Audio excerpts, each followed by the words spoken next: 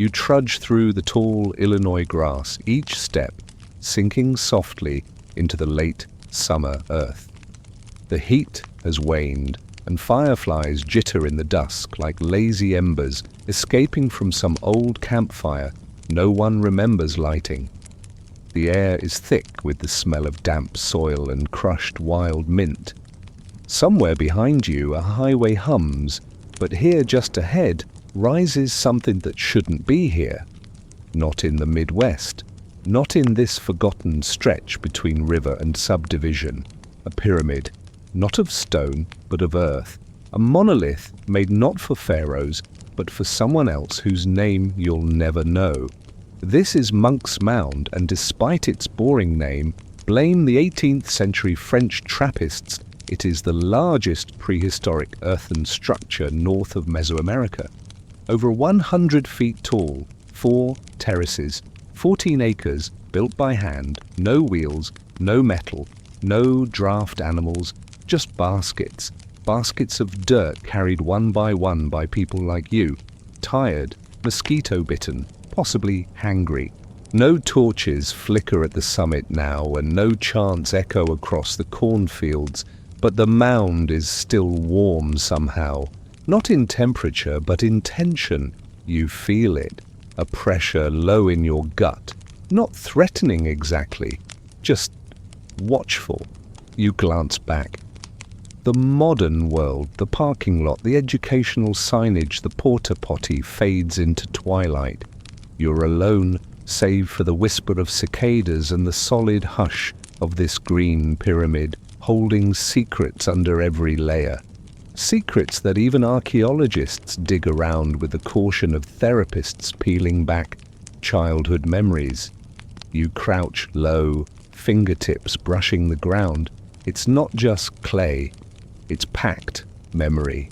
Thousands of years of feet of ceremonies of meals and fights and births and deaths compressed into architecture. Somewhere deep in there, a layer of soil was scorched black, likely from a structure that caught fire over 900 years ago.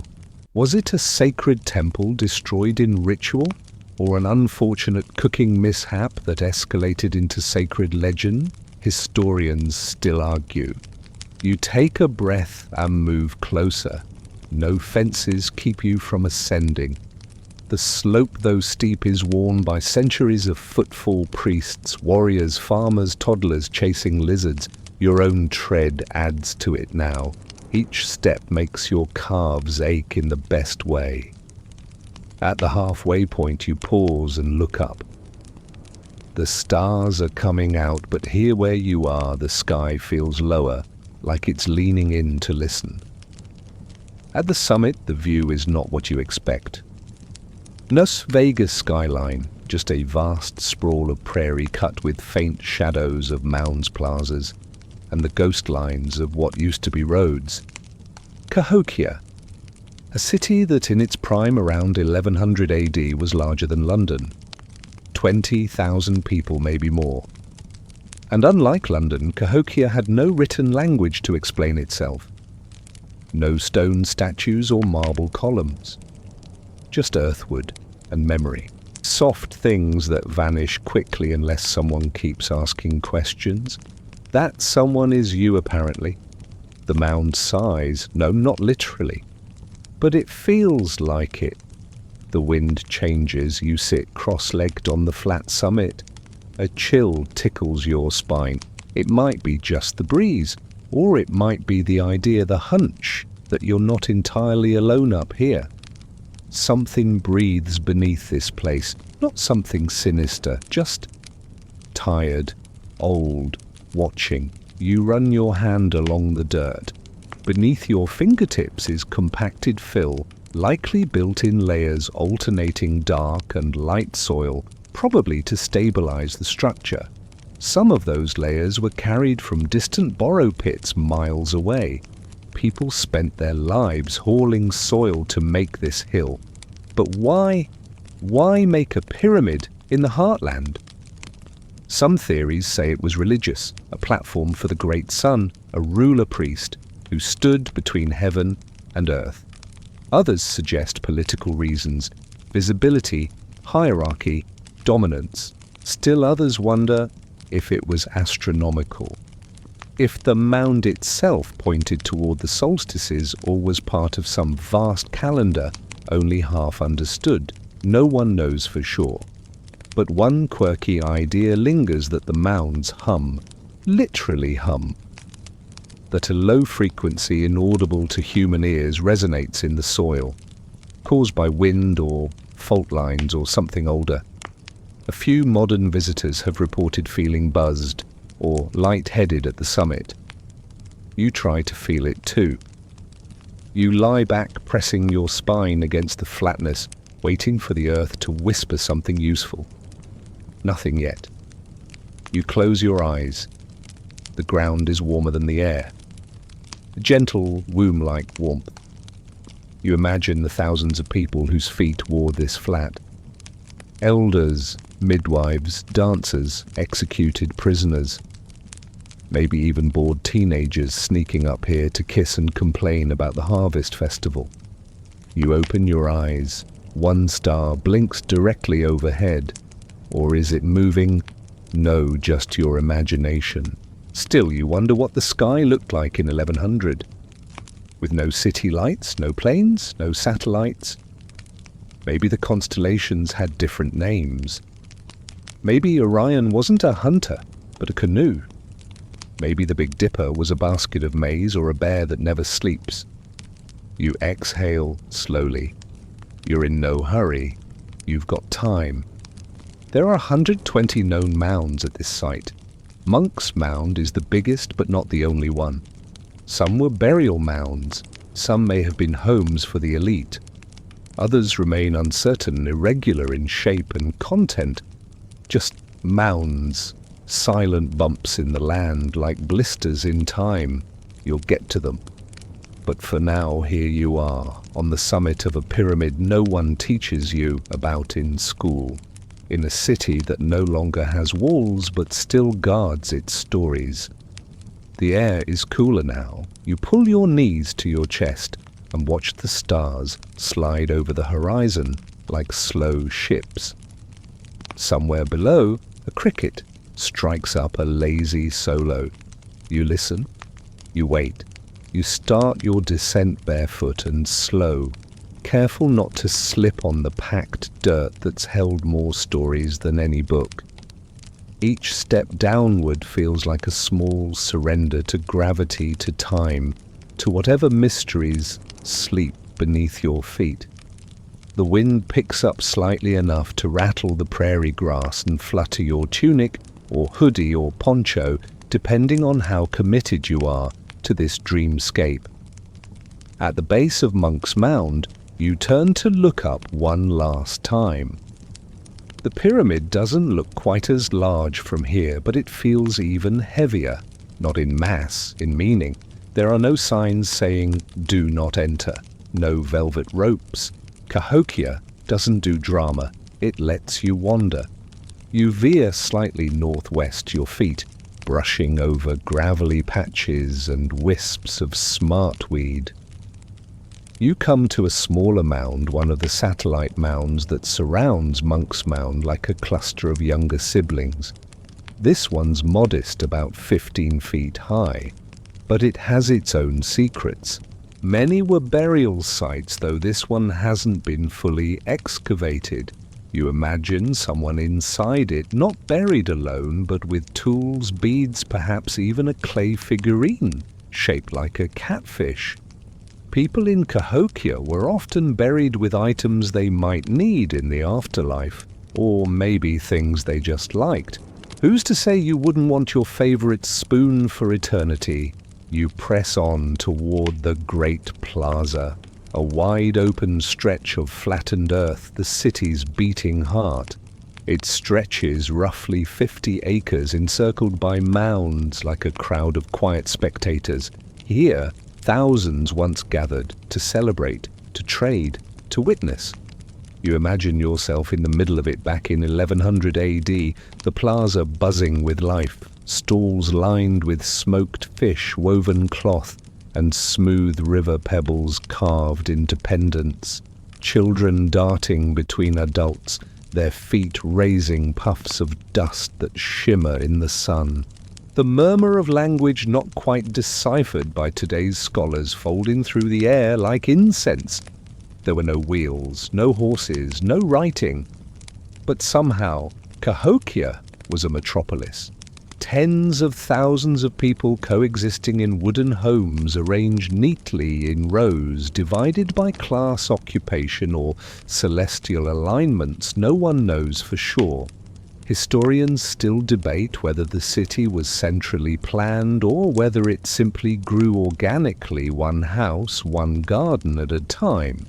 You crouch beside where one of those homes might have stood a rectangle marked by nothing more than a faint dip in the soil and a few darker patches, all that's left, of support posts long decayed.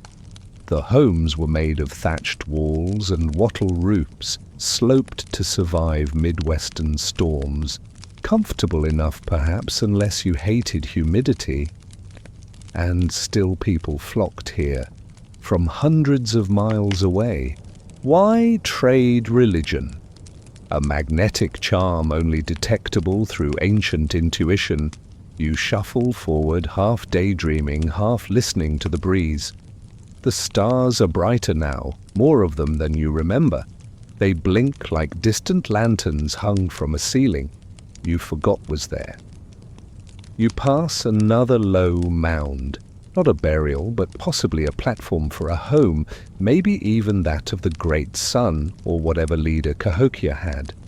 No written names, no statues, just this raised earth, suggesting someone important lived above the crowd. And suddenly there it is, looming in the near dark like a wall from a dream, the remnants of the palisade, or rather where it once stood. Archaeologists have found dozens of post holes, deep scars in the earth where tall wooden stakes once stood in a long defensive line, a wall that enclosed the central ceremonial precinct, its full circumference about 2 miles, built from roughly 15,000 logs each, standing upright and lashed together. And rebuilt multiple times. Logs rot, walls fall, people rebuild. That's how you get a city that thrives for centuries. You run your fingers through one of the post holes, now just a slight depression filled with soft grass. The logs are gone, but the earth remembers. But why a wall, no one's sure. Some say it was spiritual, a separation between sacred and profane. Others argue it was military to keep enemies out. Still others wonder if it was psychological to give people a sense of protection even if no actual attacks came. Because here's the thing, Cahokia wasn't surrounded by enemy empires. It wasn't constantly at war. And yet it built walls. Paranoia or preparation? You sit beside the ghost line of the palisade. The grass whispers around you, brushing your elbows. Insects sing out of time. Somewhere a toad belches like an old man scolding the moon. And here's where the weirdness creeps in. Some researchers think the palisade may have also functioned as a sound barrier or ceremonial echo chamber, that its tall wooden stakes might have amplified chants, rituals, or announcements during festivals. Imagine that. A wall not to keep people out, but to keep sound in, or out, or maybe both. It's hard to picture now with only crickets for company. But you close your eyes and pretend you're hearing drums, flutes made from river reeds, the rustle of ceremonial robes. You imagine a line of painted priests walking in tandem faces, fixed with solemn power eyes glowing by torchlight. Your back itches, either from a mosquito bite or from imagining something standing behind you. You don't turn around. Instead, you lie down beside the invisible palisade and look up. Directly overhead, the stars are wheel spinning in their ancient rhythm. You wonder if the people of Cahokia named them, if they saw the same patterns you do, if they argued about whether two twinkling dots formed a rabbit or just a really dramatic comma. You smile. There's comfort in that, knowing ancient people probably bickered about the sky too. Somewhere deep in the earth below your spine, old posts rot. And beneath that may be a child's toy, a carved rattle, or a piece of mica shaped like a human hand. Things you'll never see but that once lived here. You breathe in the smell of earth and humidity, a little sweet, a little sour, like corn left too long in the sun. And still the mound looms behind you, watching, waiting. You are surrounded by ghosts, friendly ones you hope. You rise slowly, brushing dew off your legs and shaking loose the drowsy pull of lying in a ghost town's heart. It's not haunted, really. Not in the horror movie way, just thick, with memory, with repetition, with the feeling that if you sat still long enough you might remember something that wasn't yours. Your feet carry you south toward the edge of what once was, and in a way still is, Cahokia's central city. It's hard to tell now, but beneath the smooth fields and parking lots, archaeological surveys have revealed the footprint of a city bustling, with more than 20,000 people in its prime. That's bigger than London at the time, bigger than Paris. And they did it with no wheels, no metal tools, and no written language. Now that's multitasking.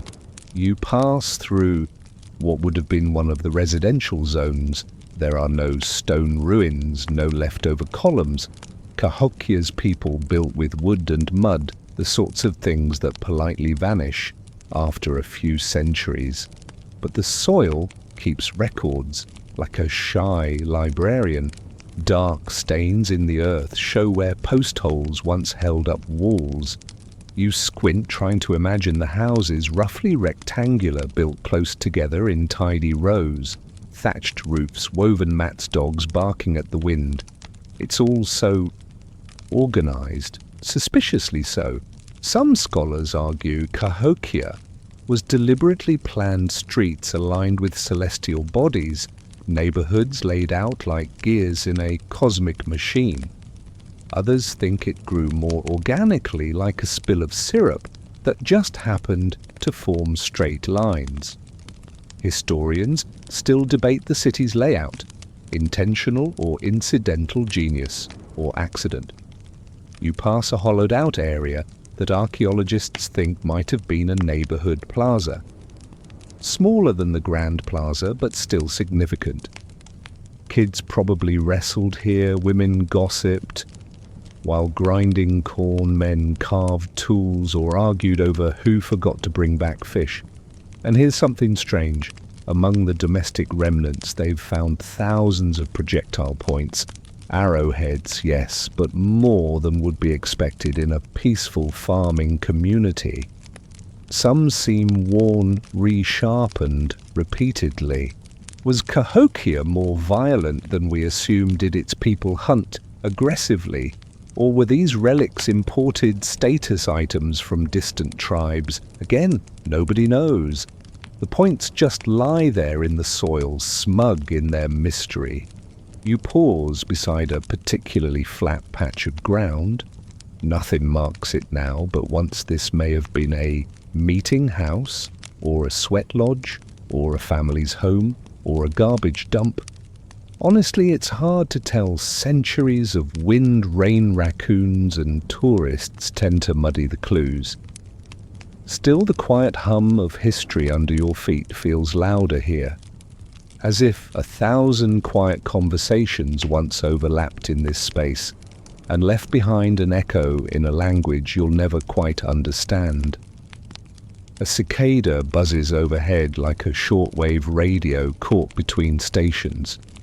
You keep walking, and then suddenly, strangely, the feeling shifts.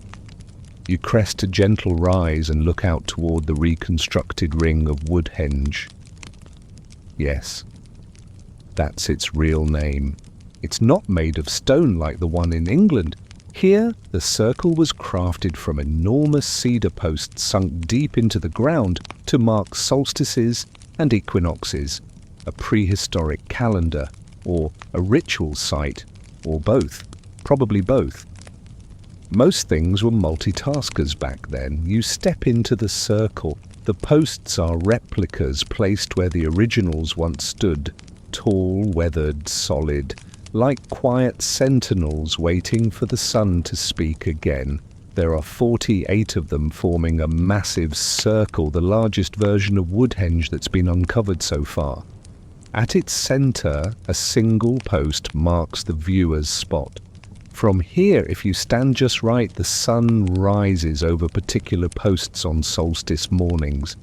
You stand there now, just where they would have stood, watching the darkness turn pale. Maybe in 1100 AD this was a festival, a crowd gathered, drums pounding like heartbeats, priests humming low chants, people rubbing sleep from their eyes and pointing to the sky with reverence or irritation depending on their mood and whether they were mourning people. You imagine the sun rising, not just as a celestial body, but as a being, a force, a face, a god. You picture the crowd gasping as its golden head peaks above the horizon, landing perfectly over the appointed post. Was it science, religion, a performance? Yes, it was all of that, and more. You trace the path between posts, circling slowly. It's easier to get disoriented than you'd think. The posts are evenly spaced, and in the dim light they all look vaguely the same. But you like that. It gives you the feeling of being inside a timepiece, or maybe a music box, or maybe a giant board game no one remembers the rules to. Some researchers think Woodhenge was also used to track agricultural cycles, that the planting of corn and the harvest of squash aligned with these shadow dances. Others suggest it was a place to honor the dead. Some even whisper that the posts were more than markers, that they were inhabited in a spiritual sense. Like trees, reborn as watchers, you stand still again, right in the center, and close your eyes. No sun, no crowd, just wind in the tall grass and a distant owl calling your name. Not literally, but it feels like that. You whisper to the silence just for fun. What were you watching for? No reply, but a gust of wind brushes your cheek like a nod. You laugh softly, more from nerves than humor. And you think the people who built this didn't just live, they observed. Carefully, constantly. They knew the arc of the sun, the turn of the seasons, the pattern of bird migrations, the rhythms of rain. They understood this land in a way that's hard to describe today, not because they had better tools, but because they listened longer. You step out of the circle, taking care not to trip over a low post hidden in shadow. The prairie stretches out before you again, bathed in silver moonlight now. The city is gone, but the geometry remains, the logic of placement, the math of meaning. And beneath your feet, deeper than topsoil, the records continue, not on paper, not in ink, but in layers of dirt, char and ash, like a diary written in sediment. Your heel catches slightly. You pause, just dirt, but maybe not just. The wind is a little louder now, threading through tall switchgrass like a whisper, being passed from one forgotten century to another. You leave the circle of Woodhenge behind, glancing back once, as if to check whether the posts have moved. They haven't, of course, but something in you has shifted. You follow a faint trail southeast the ground, a patchwork of old prairie and newer restoration. Somewhere beneath you lie post holes, hearths, shards of clay pots, all invisible, but no less real. They wait quietly like pages of a book you're not quite ready to read. Ahead, a figure appears. No, not a person, a carving, a shell pendant, really. But in your mind's eye, it becomes life-size. A turtle. Not just any turtle, but a symbol, carried, worn, revered. You blink and the image fades, but the turtle remains metaphorically paddling slowly through your thoughts. You find yourself trailing a long spectral procession. Men and women dressed in woven garments, their chests adorned with circular shell gorgets, each etched with stylized turtles, birds, or spirals. They move with solemn rhythm, not a festival, not a riot, but something in between. The shells clink softly as they walk, like rain tapping on stone. Shell ornaments have been found all over Cahokia, not just random bits, but intricately worked pieces, often buried with care. These weren't mere trinkets. They carried weight, both spiritual and social. Many depict cosmic animals, turtles, panthers, serpents. The turtle especially appears often. Some scholars connect it to origin myths. A common one, the world began on the back of a giant turtle rising from the primeval sea. Cozy, isn't it? But here's the twist. While that myth is widespread among many native groups, we don't actually know if the Cahokians believed it. Historians still debate whether the imagery meant the same thing here as it did elsewhere, or if we're just shoehorning familiar stories onto unfamiliar ground.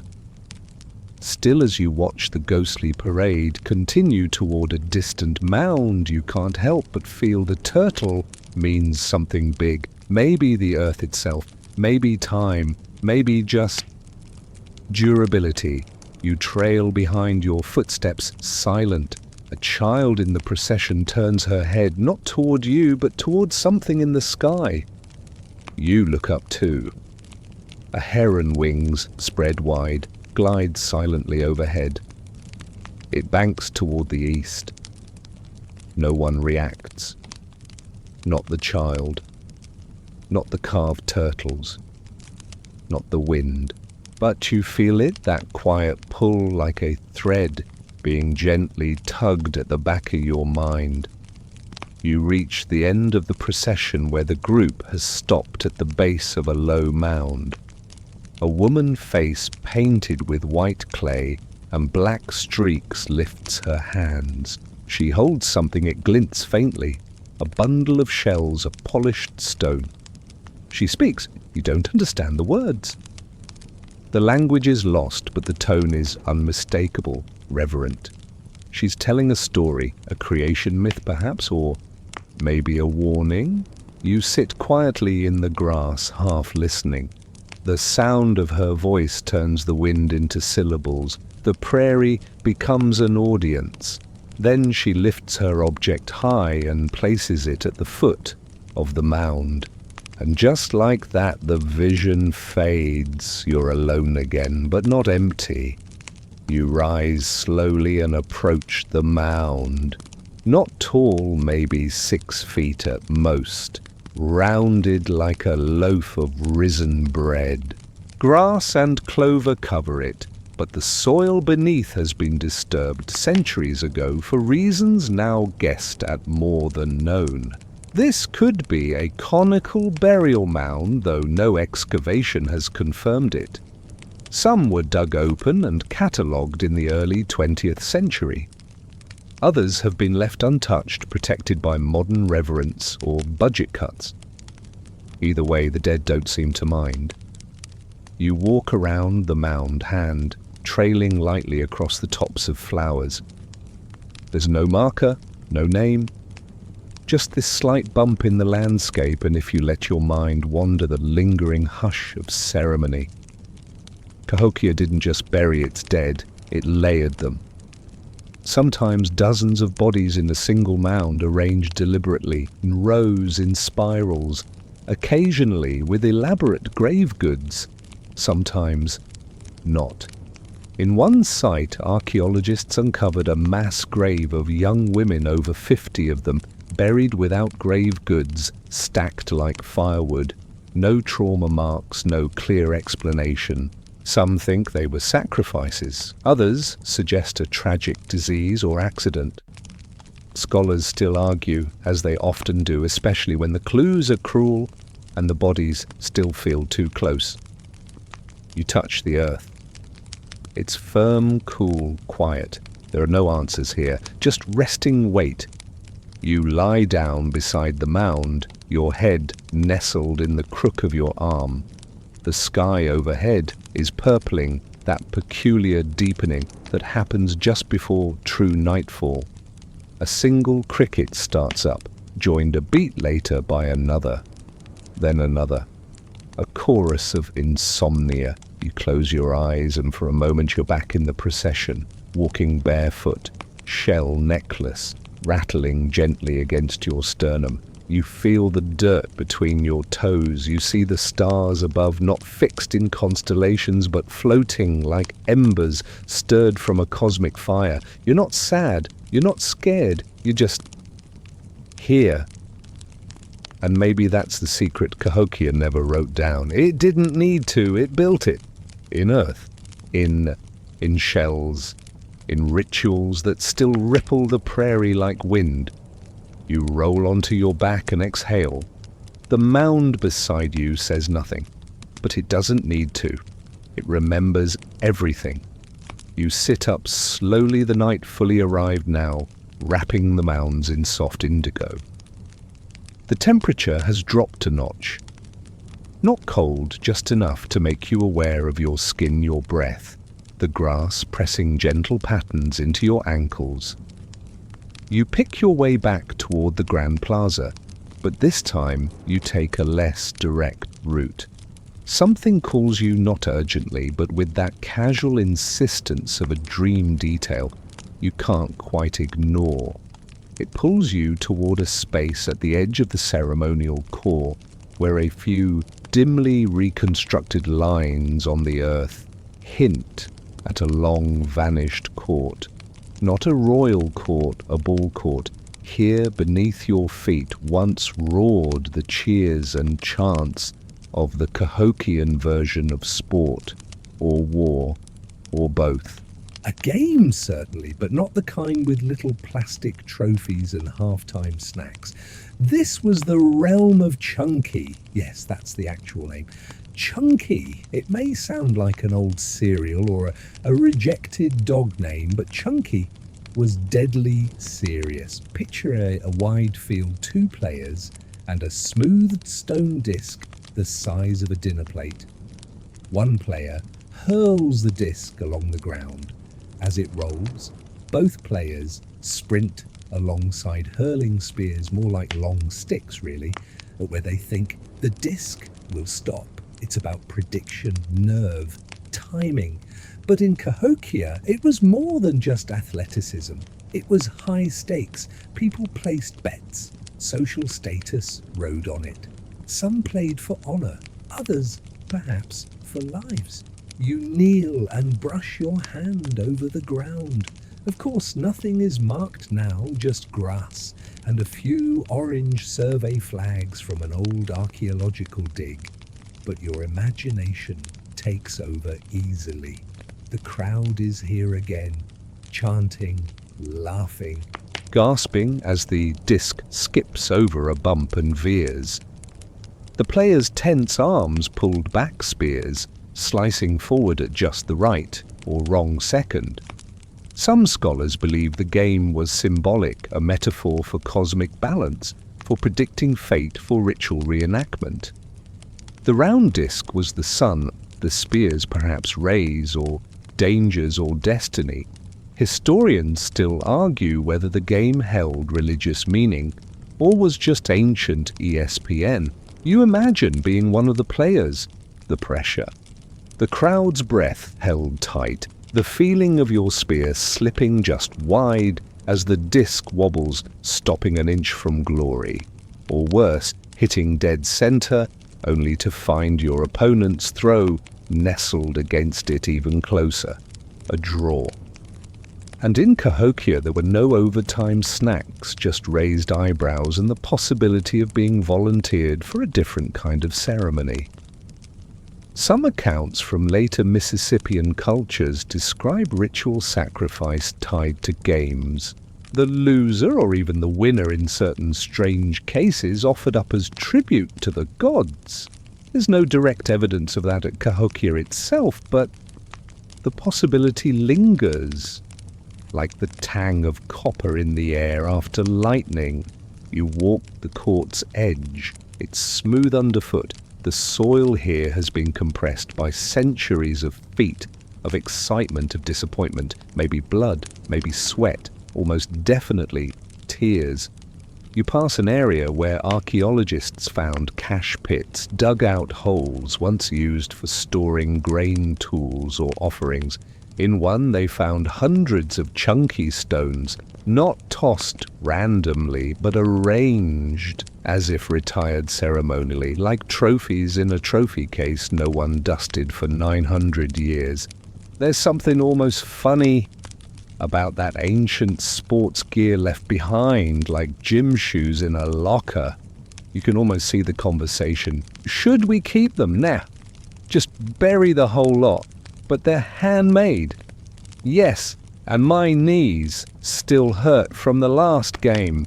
You smile to yourself. Even in the quietest places, humanity leaves traces of being delightfully human. Near the court, there's another low mound. This one oddly elongated. Not the typical conical or rectangular shape. Some believe it may have been associated with ritual gatherings, perhaps even used as a platform for spectators or priests overseeing the match. You climb it slowly, the grass wet with dew now. At the top, the view opens again, mounds all around. The grand plaza in the distance, Monk's Mound just visible as a dark silhouette against the starlit sky. You feel like you've returned to the bleachers, but for a game that ended centuries ago. And yet something stirs, a faint sound. Not wind, not insects, a kind of rhythm. You can't tell if it's inside or outside your head, but it's there. Thump, thump, pause, thump, thump, like the echo of a stone disc rolling across time. You sit cross-legged and let it wash over you. Maybe you're just tired. Maybe the night's gotten into your ears. Or maybe in some strange echo chamber of earth and memory, Cahokia's laughter and yelling and stomping still resonate. After all, this was a city of noise once, of voices and songs and celebration and games. Let's not forget the games. And you sprawled in the middle of an invisible court, gazing up at the moon, are now part of that in your own quiet way. You reach for a smooth rock nearby. It's not a chunky stone, but for a moment you pretend it is. You stand, take a breath, and roll it along the earth. It thuds and skids a foot, then topples gently into the grass. Terrible form. You nod in approval. Not everything has to be glorious. Sometimes history is just us, playing, trying, failing, laughing anyway. The rock you rolled lies crooked in the grass, forgotten almost instantly by everything except your own half-amused memory. You leave it behind the way ancient players must have left behind missed throws and stubbed toes. No trophies for you tonight. Just a satisfied shrug and the soft squish of damp earth beneath your soles. You drift northeast now, not by compass, but by intuition, following a feeling more than a path. Past another series of low, irregular mounds. Past the quiet hum of unseen insects. Past a tuft of tall grass that rustles with the exaggerated drama of a small animal trying very hard not to be noticed. The grand plaza stretches before you, once more, vast, flat, and still unnervingly orderly for something that's mostly dirt. You find yourself pulled toward the center again. Not for the ball game this time, not for a speech or market or ceremony, but for something stranger. You kneel near the edge of the central clearing where the moonlight catches a small dip in the earth. Harmless looking, but you remember. This is where archaeologists uncovered the Birdman, or rather the Birdman burial, a rich grave beneath a mound that once stood here before time and tractors wore it away. The man inside was laid on a bed of 20,000 shell beads arranged to form the image of a bird, a falcon most likely. Wings outstretched, beneath him were other burials, not carefully arranged but crammed, jumbled as if tossed. The contrast was stark. You sit back on your heels. What kind of person gets 20,000 beads and a sky god makeover while others get buried like laundry in a hurry? The Birdman has become something of a mascot for Cahokia. A mystery. A puzzle in a feathered mask. His image appears on artifacts engraved into shell, painted on stone, etched into copper, half man, half hawk, arms flung wide, eyes like lightning strikes. Was he a real person, a priest king, a hero, or just the physical form of a deity that Cahokians revered? Historians still argue. You're sensing a theme by now. Some think the Birdman was a ruler, a divine one, or at least someone who got great PR. Others believe he was part of a broader mythology, a symbol of the upper world of flight, sky, and dominance. Part of a tri-world system, upper world sky, middle world earth, and lower world underworld. A cosmological triangle that shaped their rituals, art, and city layout. You stare out over the plaza. It suddenly doesn't feel like flat land anymore. It feels like the middle floor of a great cosmic building, the middle story in a house that stretches from the stars to the bones below. In Cahokia, birds weren't just birds, they were messengers. Symbols of transformation, of power. The hawk, fierce, solitary, and sharp-eyed, was especially revered. And the Birdman, maybe he was all of that rolled into one ceremonial package. Or maybe he was an influencer with excellent branding. Either way, he got the good beads. You stand again and walk slowly around the imagined perimeter of his burial mound. The real mound was flattened in the 20th century. Agricultural plows, urban sprawl. Oops. But the grave was excavated before that happened, and the contents catalogued, including copper, mica marine shells, and multiple human remains. Ah, yes, the others. Beneath the Birdman were more than 50 individuals, many young women arranged without ceremony, some stacked, some seemingly bound. Were they sacrificed to honor him? Servants for the afterlife victims of war or disease? There are no clear answers, no signs posted in the dirt saying this was consensual. And so the debate remains as uneasy as the bones. You crouch and press your palm to the ground. Cool, quiet, dry. You imagine the Birdman's burial, not the bones and beads, but the ceremony, the gathering, the firelight flickering off painted masks, the thrum of drums or flutes made from bone. The moment when silence fell and earth began to fall shovelful by shovelful over his outstretched arms. You feel something stir in your chest. Not grief exactly, something older.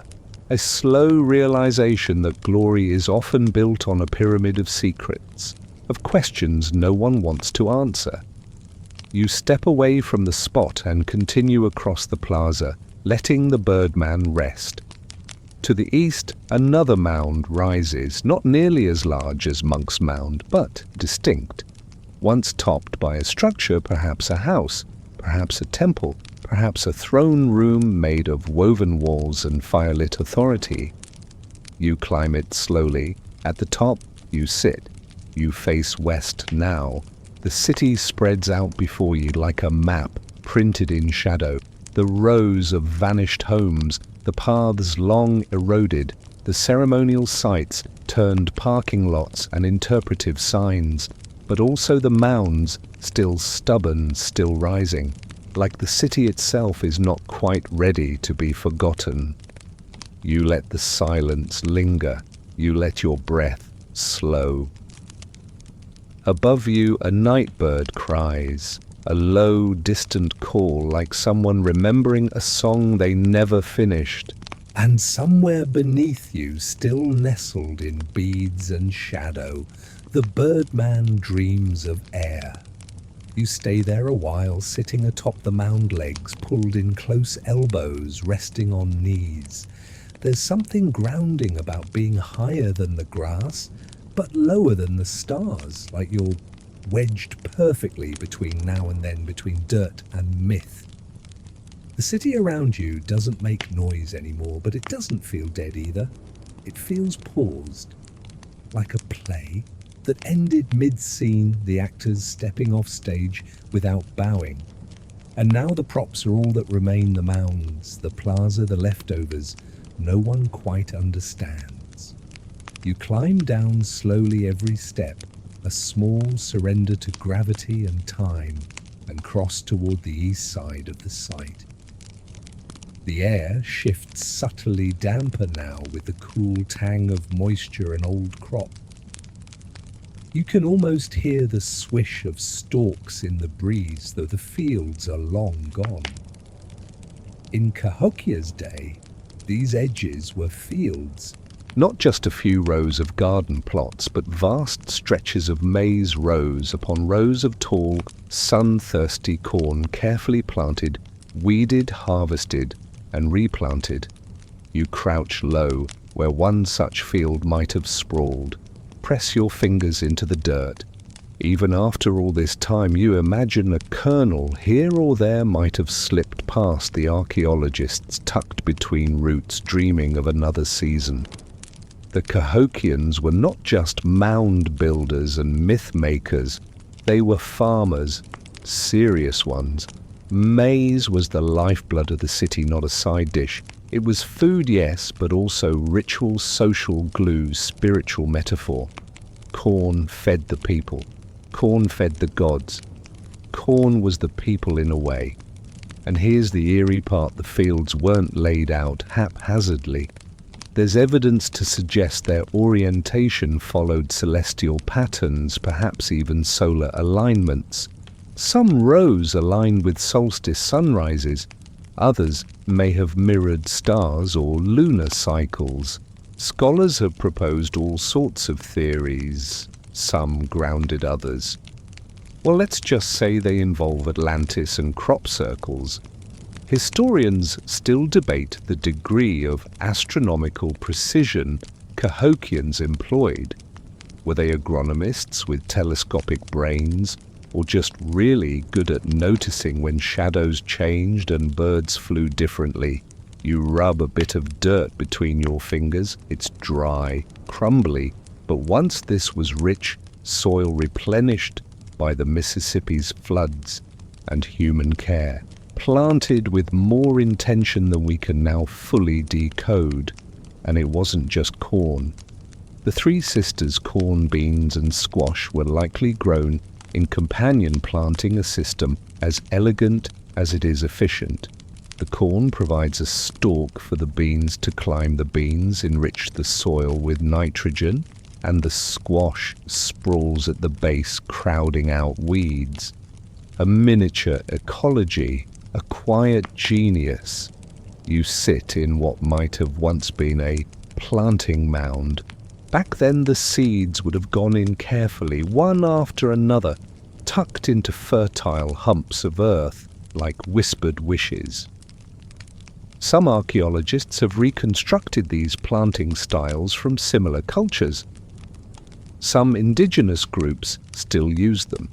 You lie back in the ghost field staring up at the stars, and suddenly the parallel hits you. The field is a mirror, stars above, crops below, planted in patterns, both growing, both seasonal, both watched with care. You wonder how much of Cahokia's layout was based on that duality, a belief that the land was the sky flipped upside down, that each seed planted here was matched by a star shining up there, that walking a field might be walking a constellation. It's romantic, maybe too romantic, but when you consider the layout of Monk's Mound Woodhenge, the plazas, the road alignments, it does feel like someone had a celestial map folded in their back pocket. And then there's the Rattlesnake Causeway. You haven't walked it yet, that's for another night. But this elevated ridge of earth running straight from the city's core to a nearby mound complex was built so precisely, some researchers believe it mimicked the Milky Way, a symbolic bridge between worlds, between the living and the dead. And what better place to build it than right through the fields? You sit up again, brushing bits of dry weed from your clothes. The ghost field is quiet now, but your ears ring faintly with imagined shouts, children helping their mothers harvest, a man shaking seeds from a gourd rattle as he plants, women grinding maize into meal, their motions rhythmic, habitual, almost meditative. Cahokia fed itself, not just physically, but spiritually. The act of planting, tending, harvesting, it wasn't separate from ceremony, it was ceremony. You walk a little farther, skirting the edge of what would have been the agricultural zone. Occasionally, you see faint ridges in the grass, slight rises in the soil, not quite rows, but enough to make you wonder, enough to believe. Then, unexpectedly, you find yourself stepping into a dip in the ground. It doesn't look like much, just a shallow depression, almost circular. But you know from reading this could be a storage pit. They dug them deep, sometimes lined with clay, sometimes roofed with bark or woven mats, inside maize or squash or tools, or occasionally bones, because not every pit was used for food. Some became burial caches, whether by accident, design, or emergency. You squat down and press your palms flat against the earth. The soil is cool, slightly damp. It smells faintly metallic, like rain that hasn't arrived yet.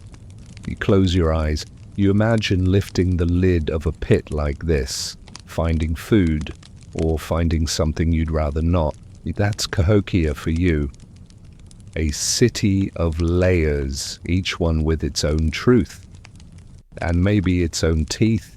You move away from the fields, your thoughts still trailing in the furrows behind you. Somewhere between the cornrows and the stars, you lost track of time. Not that it matters here.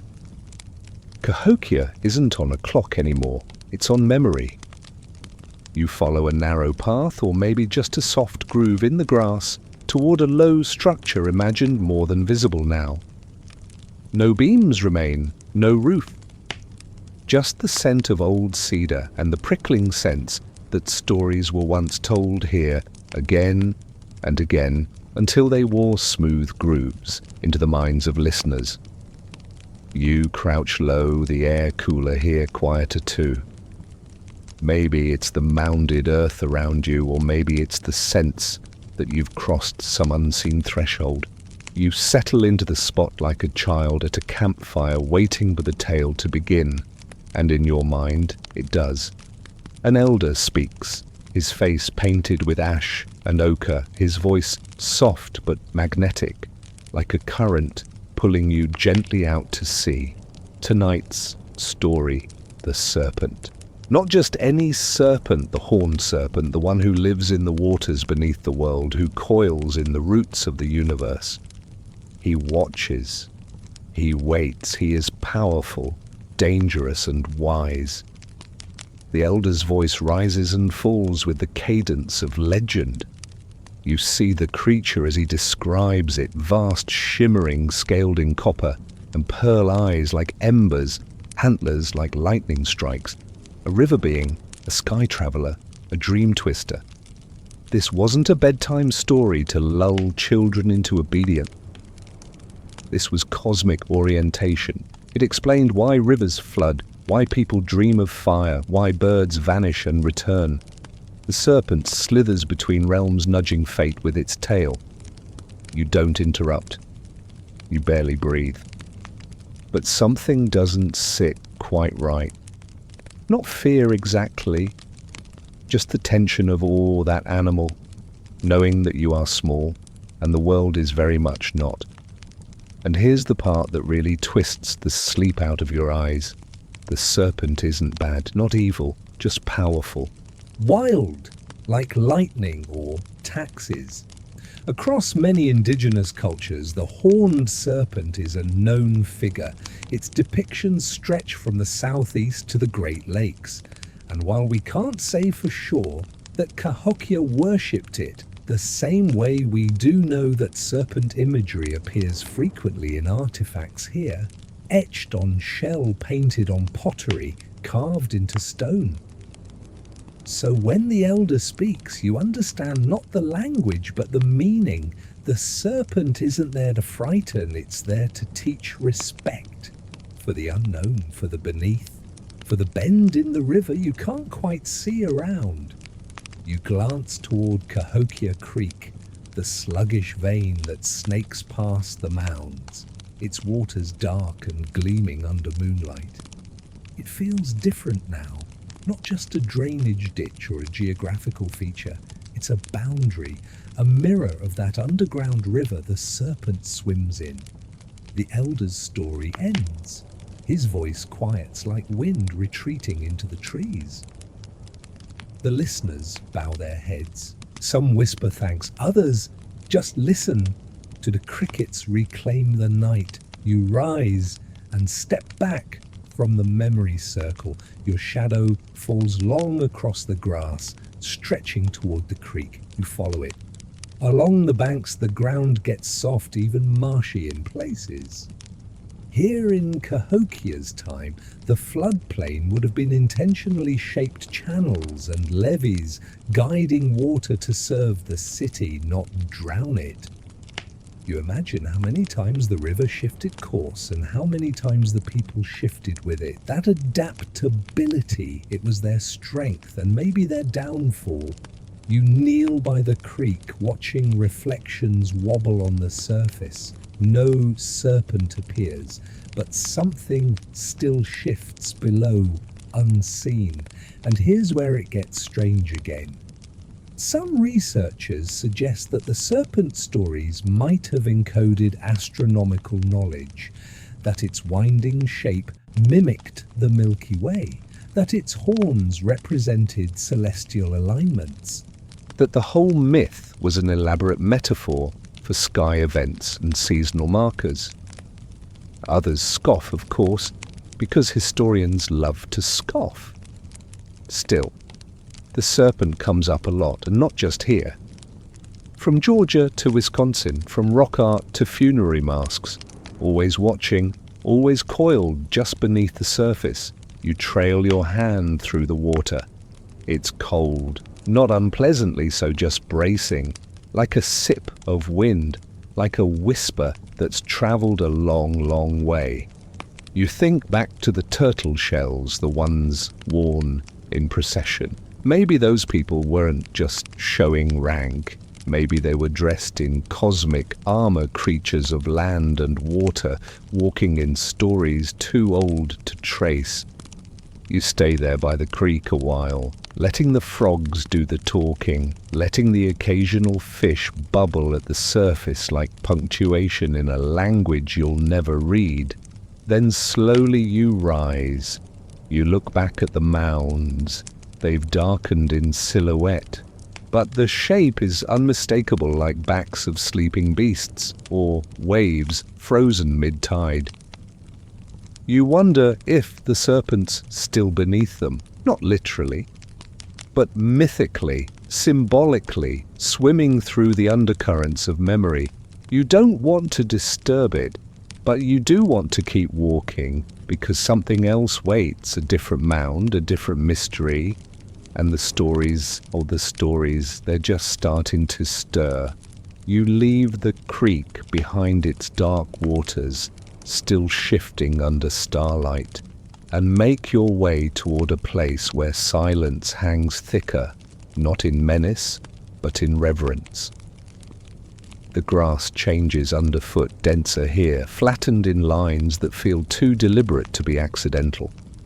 The path widens, then bends, and you follow it without thought. Just ahead, framed by nothing but open prairie, rises a broad, flat area, worn but unmistakable. The site of the chunky field lies behind you now. This is something else. A wider, more ceremonial stretch. And in the center, under the soft gaze of the moon, a low platform mound. Not high, like Monk's Mound, but long, broad, like a stage awaiting performers who never returned. You don't step on it yet, you wait at the base. Something about it demands that pause, that quiet breath before entry. This is where you've heard it happened. The beaded burial, not the Birdman. No, this one is different. Quieter, stranger. Archaeologists uncovered it decades ago beneath Mound 72, a place once thought minor until they dug.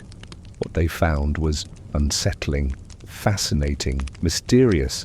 You climb the gentle slope, now each step muffled by grass. At the summit you kneel. There's no marker, no plaque, just the ghost of an event. They found over 270 bodies here, most buried with precision, others not. At the center, a man, draped in tens of thousands of shell beads arranged in the shape of a falcon. Yes, another bird figure, but this one, his wings were more symmetrical. The beadwork suggested this was no afterthought. It was a statement, a message, one we still can't read. You lie on your side head, resting in your elbow, staring across the field. This man, whoever he was given the full cosmic send-off. Beads, ceremonial positioning, accompanying burials, and that's where things get complicated, because surrounding him were not just honored elders or noble companions. Many were young women interred in tightly packed groups. No artifacts, no space, no care. Some show signs of violent death, others don't. Historians still argue over what this means. Were they sacrifices, a tragedy repurposed into ritual victims of disease, or something stranger, a social offering we no longer have words for? The mound doesn't explain itself, but the numbers and the disparity are hard to ignore. You sit up. The wind has stilled, as if even the air is waiting for your reaction. But what reaction do you give? You're not a judge. You're not even a visitor from another culture. You're a ghost, wandering among older ghosts, trying not to trip over the bones of meanings you'll never quite grasp. The man with the falcon beads may have been a warrior, a shaman, a ruler, or a symbol, or all of those layered like the earth beneath this mound. His burial was intentionally dramatic, buried with grace and geometry. He was telling a story even if no one can quite remember the ending, and surrounding him, the rest. The ones who made the story bigger, if not better. You wonder if their names were ever spoken again. Cahokia, for all its grandeur, wasn't a utopia. It had hierarchy. It had mystery. It had moments like this where honor and cruelty tangled so tightly you couldn't tell where the beads ended and the bruises began. You lie back now, eyes closed, listening. Not for voices, but for weight.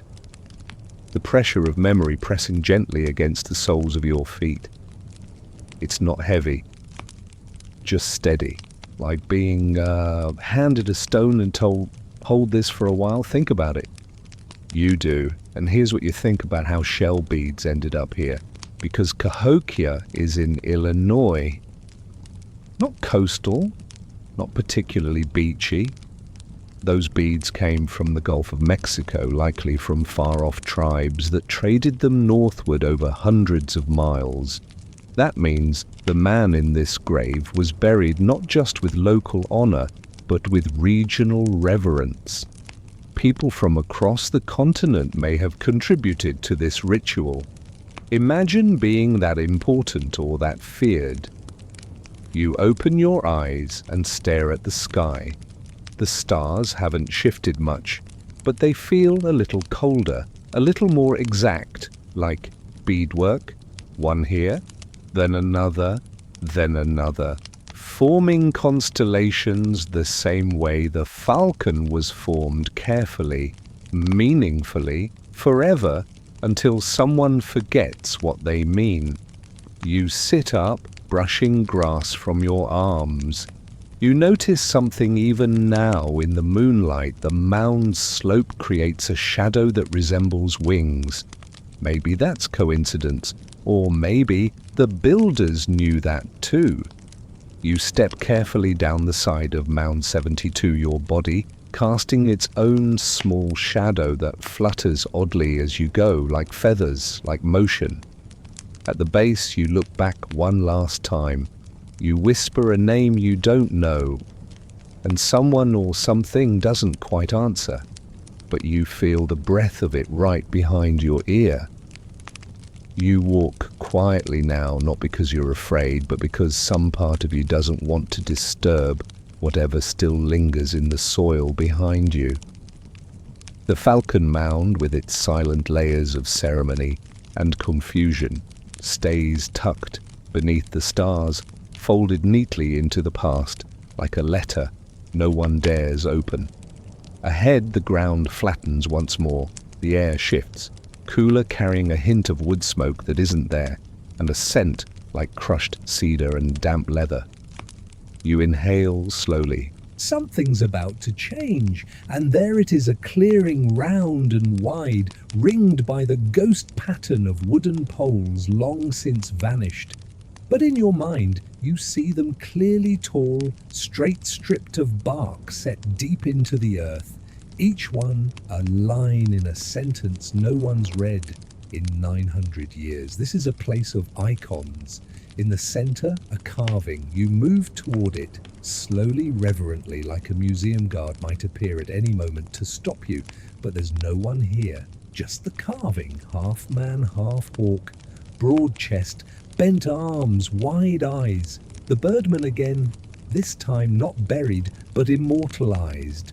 You crouch beside it, fingers hovering above the surface. This replica, built from drawings, casts and fragments, stands in for something older, stranger, more sacred. The original was carved into marine shell and laid beside bodies in burial mounds, its message echoing across generations. And even now, looking at the reconstructed figure, you feel that peculiar flicker of recognition. This was a symbol of power, but not just muscle-flexing, chest-thumping power, spiritual power, ritual power, authority in layers, political, celestial, maybe even sexual.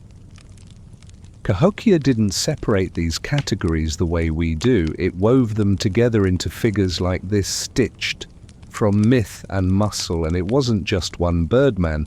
There were many variations found across different sites.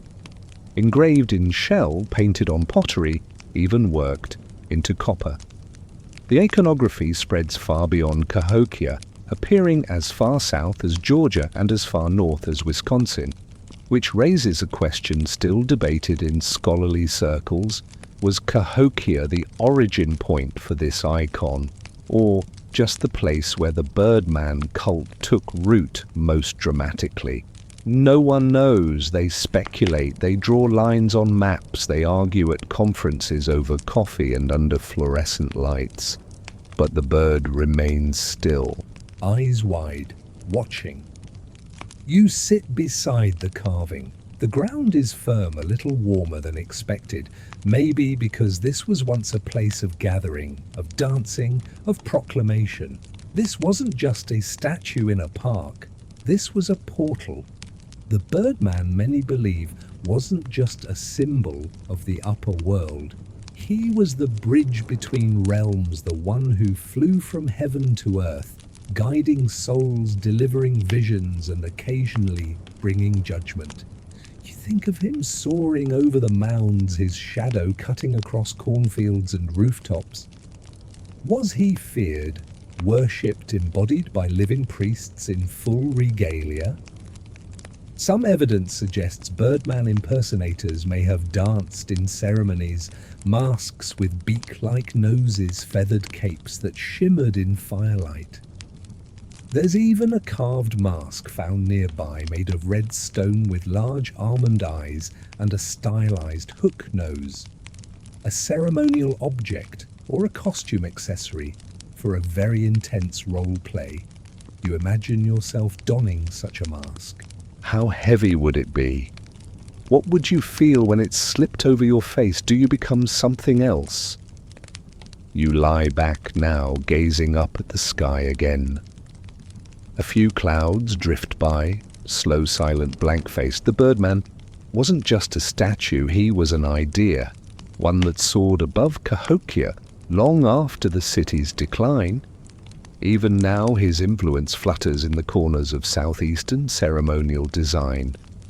Bits of his plumage show up in distant burials in places where no one ever spoke the Cahokian tongue. You sit up, the carved figure still beside you.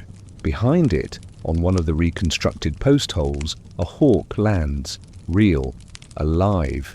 You freeze. It doesn't look at you, it's scanning the grass, probably hunting. But its presence here in this moment feels staged. Too perfect. You laugh quietly, trying not to startle it. The hawk remains. You whisper, "Nice touch." The hawk tilts its head, then flaps once, twice, and takes off, sailing low across the plaza before vanishing behind a mound. Was that a sign you're not saying yes, but you're not saying no? The Birdman lingers behind you as you rise and walk on. Each step feels lighter, like some weight has shifted. The night air has softened again, turning the tension of earlier into something almost tender. And that's when you hear it, a flute, faint and distant. You stop, turn, but there's no one. Still the melody coils around your ribs like smoke. A low, trembling tune, simple, repetitive, hypnotic. It's probably just wind across a hollow reed, or your imagination, but in this place those might be the same thing. You press your fingers against your chest right where a shell gorget might hang and continue walking. The Birdman watches you go from carving and cloud, and somewhere higher still. You walk on in silence, accompanied only by the fading echo of that phantom flute and the hush of tall grass brushing against your ankles. The night feels deeper now, not darker exactly, but thicker, as if history has decided to lean a little closer. Ahead, you sense a subtle change in the air. A hush, but not the comforting kind. The kind that makes the hairs on your arms rise even though you're perfectly warm. You follow it, cautious but curious, and arrive at the edge of a low, circular rise. A mound, yes, but this one holds something more than mystery. It holds the dead. You don't step on it, not yet. You crouch, then sit cross-legged at the base. Here, archaeologists unearthed what can only be called a mass burial. Over 300 individuals packed into the soil like a puzzle of bones, some neatly arranged, others haphazardly dumped. Not a family plot, not a battlefield grave, something else. You inhale deeply. There's no smell, of course, not after 900 years, but your imagination fills it in anyway. Dry clay, ancient sweat, a hint of crushed bone and time. This was not one burial, it was several layered across time, each new group laid over the last, like chapters in a book, no one finished. At the heart of it all, a central pit, square-edged deep, carefully excavated. Inside were rows of bodies, mostly young women again, some in pairs, others stacked. Some showed signs of violent death, others did not. And above them more layers a few high-status males placed with grave goods, projectile points, shell ornaments, stone tools. Not casually buried, not quietly either. Some scholars see this as a form of sacrifice ritual offerings made during important transitions, perhaps the death of a ruler or the dedication of a new structure. Others argue it was a cemetery used over time by a class of elites. The problem is the clues don't agree. Too many people, too little care, too much variation in treatment. Historians still argue whether this was devotion or disaster. You press your hand to the earth, cold, firm, indifferent. But your mind buzzes with possibilities. You imagine the ceremony, if that's what it was, torches lining the plaza, a low drumbeat, painted priests moving through the crowd, faces unreadable beneath stylized masks, a hush falling like a dropped curtain as figures were brought forward, some walking on their own, others bound. Were they willing, chosen, condemned? There's no evidence of cages, no chains, but that doesn't answer the question. Sometimes all it takes to control someone is a good story. You lie back on the grass, careful not to rest too close to the burial. Above you, the sky's rotation feels more pronounced. Stars wheel slowly, as if pausing here for just a moment before drifting onward. You remember something strange, an artifact found not far from here. A stone carved with a figure holding a severed head. Not particularly cuddly as icons go. Was it a warning, a celebration? A reminder Cahokia wasn't sanitized. It wasn't safe. It wasn't designed to make us comfortable. It was layered and conflicted. People lived. People died. Some died strangely. And yet, there's tenderness too. Among the burials, archaeologists found 2 individuals buried hand in hand, their arms entwined. No signs of trauma, no fancy grave goods. Just 2 people laid to rest with deliberate care. Were they lovers, siblings, friends who faced something unspeakable together? You wonder if the priests saw them as anomalies, or if just one person bent the rules that day, gave a little grace where none was expected. You sit up, slowly brushing grass from your shoulders. The mound looms beside you, not high, but heavy. It doesn't feel angry, just tired, like a book left open in the rain, pages warping quietly, with no one to read them. You take a step closer now. One slow, barefoot shuffle. You place your hand gently on the slope of earth. And that's when you feel it. Not a pulse, not a ghostly chill, but a weight, not physical, emotional, philosophical. The kind that lives in museums and dreams, the feeling of 300 voices asking not to be forgotten. You whisper not because you think they'll hear, but because you need to say it. I won't. And then because it's you and you're tired, you add, though I might need a nap first. The wind shifts, a breeze, faint but insistent, curls around your shoulders and then moves on. You step back. There's more to see, always more, but some mounds are best left unwalked. As you leave, you glance over your shoulder one last time. The burial mound doesn't follow you. It doesn't glow. It doesn't whisper your name. But you swear just for a moment it softens, as if the earth, too, appreciates being remembered. You leave the burial mound with your footsteps muffled by the gentle give of the earth. The air feels lighter, though it may be your own breath that's finally beginning to settle again. You walk without urgency, as though time has lost its usual grip. And in this city of shadows and soil, maybe it has. Eventually the mounds give way to open space and you find yourself approaching a subtle rise near what would have once been a gateway. There's no arch, no crumbling stone, just a slight shift in elevation as if the land remembers something it can't quite pronounce. And then you see them. Not people, not ghosts, copper artifacts. Not literally, of course, they've long since been removed, catalogued, locked in drawers, or displayed in temperature-controlled cases miles away. But you see them all the same. The memory of copper, red gold glints in torchlight shapes of celestial birds and abstract swirls. Here, traders once gathered.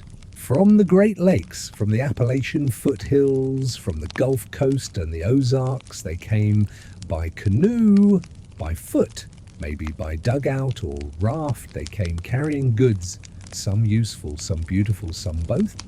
And they brought copper. You kneel at a patch of earth where a trade structure once stood, a wooden building long since decomposed, where deals were struck, gossip was shared, and items exchanged hands. Cahokia was no backwater village. It was a hub, an ancient marketplace of ideas and materials, its influence reaching hundreds of miles in every direction.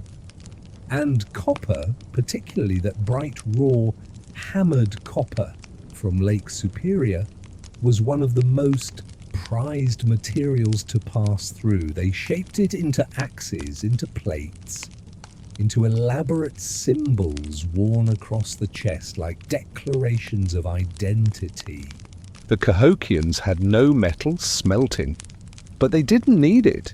They cold-hammered raw nuggets into thin, gleaming forms, then carefully folded and shaped them using bone tools and heat.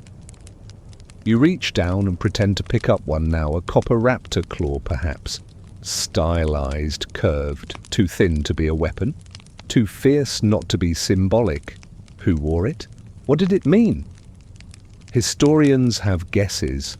Some say copper represented divine power, the glow of the upper world, a sun metal fallen to earth. Others argue it was simply a mark of status, the way a tailored suit or luxury watch speaks volumes without saying a word. But there's a third theory, weirder, more poetic.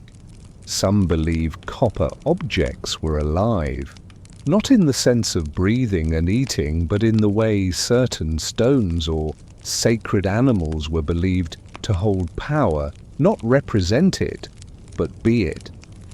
The copper claw wasn't a symbol of the birdman, it was a fragment of him. The copper disc wasn't a tool, it was a mirror of the sun.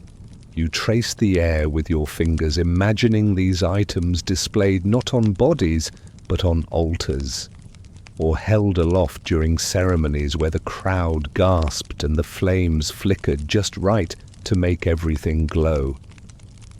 There's a strange comfort in knowing that beauty mattered here, that even amid ritual and burial between trade and survival, people took time to shape metal into meaning.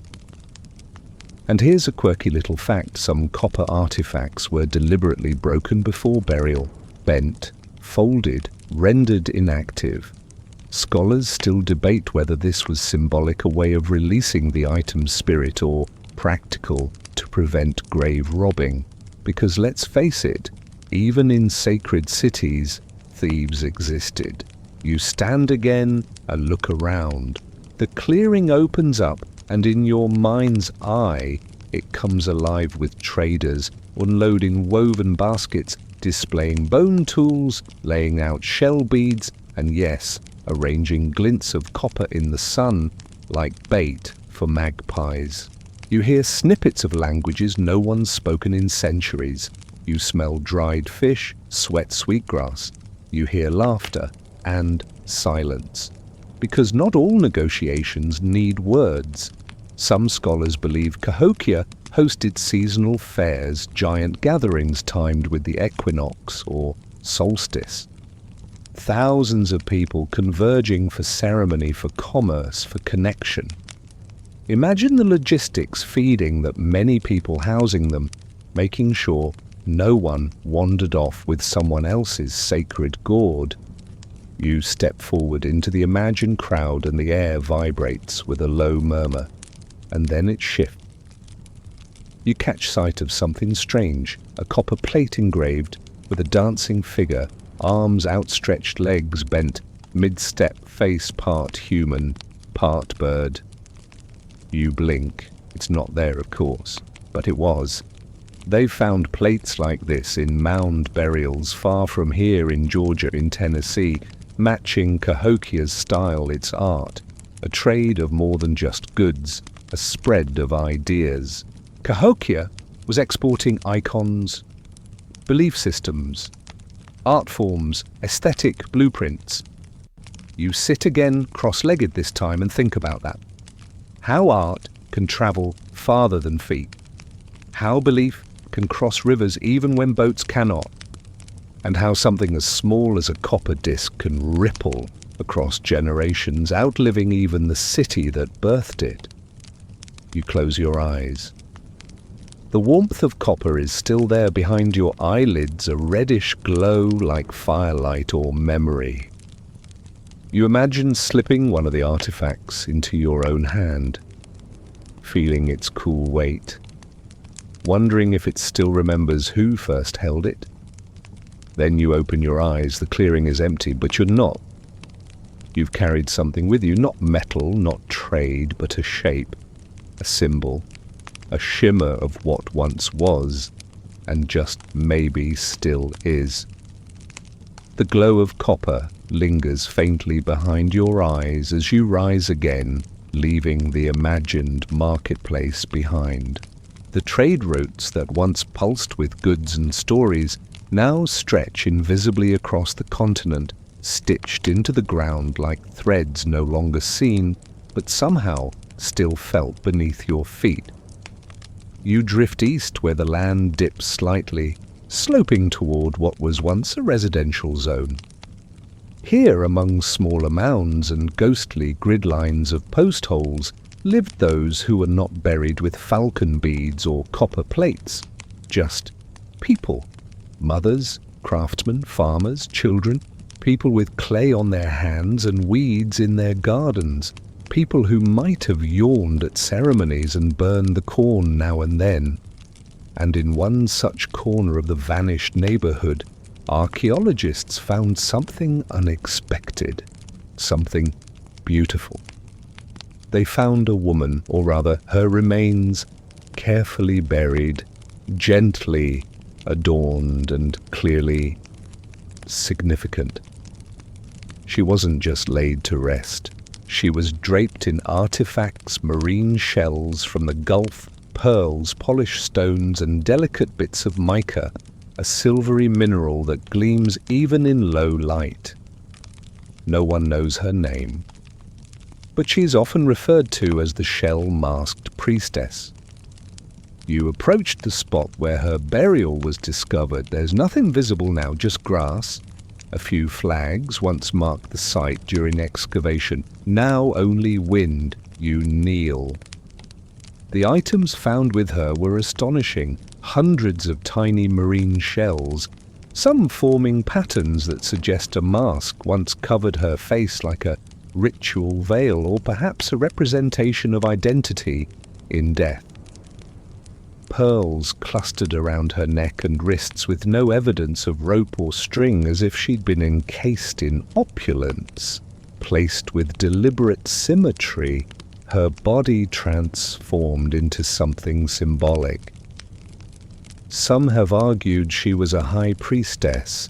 Others suggest a noblewoman or a ritual specialist, perhaps one who helped guide transitions between life and death, or who conducted rites no one remembers the rules for. Historians still argue whether she held real power or was simply elevated in death. But one thing is clear: whoever she was, she mattered. You let your fingers hover over the grass, as if touching the outline of a shell that's no longer there. And for a moment, you imagine her. You see her standing in a doorway of woven reeds, moonlight catching the mica flakes on her robe. Her hair braided not out of vanity, but because the ritual requires it. Around her, younger women gather whispering, watching. Some may become priestesses too. Others are here to bear witness. You don't know her words, but her silence speaks volumes. She lifts a hand, a shell disc clutched in her palm, and begins the rite. Was it a prayer, a song, a summoning, or maybe a farewell one that echoed later in her burial? Her mask pressed gently over the stillness of her face. You sit back on your heels and consider what it means to be remembered like this, not by name, not with monuments, but with gifts, with beauty, with silence that someone bothered to shape into meaning. And here's a little fringe theory, one you won't find in most textbooks. Some archaeologists have suggested the shell-masked woman may have been a visitor, that the marine shells, the specific design of her ornaments, even her bone chemistry, all suggest she was born hundreds of miles away. If true, it raises wild questions. Did Cahokia draw pilgrims? Were there priestess exchanges across vast networks? Was she here as an emissary? Or did she simply choose Cahokia and Cahokia chose her back? We don't know. But isn't that the most tantalizing kind of mystery?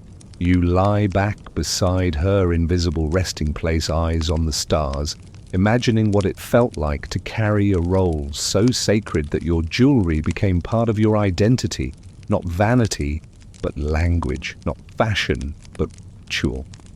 Mica flakes glint like constellations in your mind.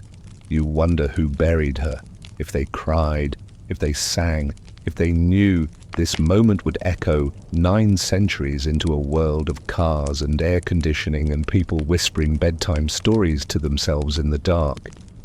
Probably not. They were just doing what people do, honoring the ones they lose.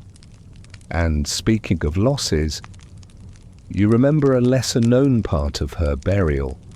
Near her feet, archaeologists found 2 infants, each placed gently as if sleeping. No trauma, no evidence of illness, just there. Were they hers? Were they symbols? Were they added later? No one knows. Their bones were too small to tell much, but their presence casts the entire burial in a new light, not as a solo story, but a constellation of lives linked in some way we no longer understand. You sit up again, hugging your knees. The ground here doesn't vibrate, it doesn't sing, it just holds, which when you think about it is what it's always done. Cahokia isn't trying to impress you. It just wants you to know that even the most quiet places, a patch of prairie grass, a woman buried with shells, a child no one named, might have been the center of someone's universe. And tonight, for a moment, they're the center of yours. You leave the quiet field where the shell-masked woman sleeps, and the air seems heavier now, not burdened, just denser, as if every breath carries the weight of all that was left unsaid. The wind stirs faintly behind you like a sigh you're not meant to interpret. You walk east, or what feels like east, toward the deeper night, until you reach a slight hollow where the grass is darker, as though something ancient has soaked into the roots. You stop. Tonight it's time for another story. Not yours. Theirs. You sit beside a stump or the ghost of one and listen, not with ears, but with that strange, sideways attention you've developed since entering Cahokia's realm. A boy nearby clears his throat. He's small with wide eyes and knees permanently scuffed by adventure. His grandfather gestures to the fire, which is more smoke than flame now. He begins. And the story. The night of the sky panther. The words are slow, rhythmic. The boy listens with rapt attention as if he's hearing it for the first time, even though he's likely heard it 100 times before. The sky panther is no ordinary cat. It's not a leopard or jaguar, not really. It's a creature made of shadow and starlight, its body draped in midnight, its spots aglow with embers from the dying sun. It stalks not the forest, but the sky, moving between the stars, guarding the spaces between the worlds. You lean in. The elders speak of it, walking the path of souls, the Milky Way itself, not as a trail, but as its territory, a boundary marker between life and death. And if you see it in your dreams, you must follow, or else wake up somewhere else. The boy shivers. You do too, because the sky panther isn't a villain, but it is dangerous. It doesn't roar, it doesn't pounce, it watches, always. You look up. The stars above Cahokia are unusually sharp tonight. The Milky Way is visible faint, but there, stretching like a ribbon of spilled flour across a deep blue tablecloth, you trace it with your eyes.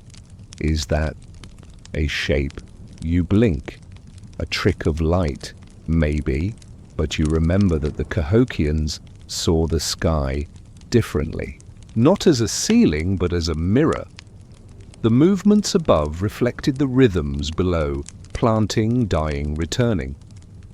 Some scholars suggest the sky panther was the counterpart to the birdman, not a rival but a complement. One ruled the upper world, the other the bridge to the underworld. One flew by day, the other stalked by night. Fire and ash, feather and fang. You lie back on the ground and stare upward, letting the story soak into your bones.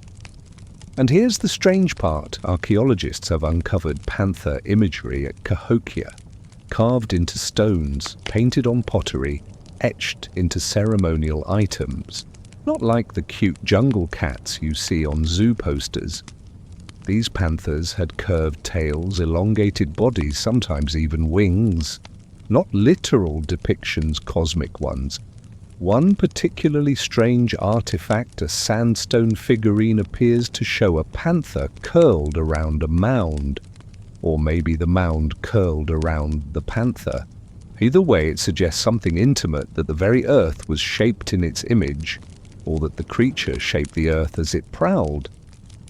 Is that why the mounds curve just so? Was each built to honor a step, a leap, a claw in the soil?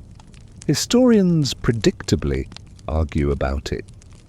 You roll onto your side, imagining a night like this 900 years ago. No planes overhead, no satellites, just silent stars and stories. And that's when you hear the whisper of the panther. Again, not in words, but in the long pause between breaths, a rustle in the grass, a chill at the base of your spine. You don't turn, you don't need to. The sky panther is not hunting you, it's reminding you that some things aren't meant to be seen, only felt. And what about dreams? The Cahokians believed in dreams as messages, not just brain static. Some shamans were chosen by their visions.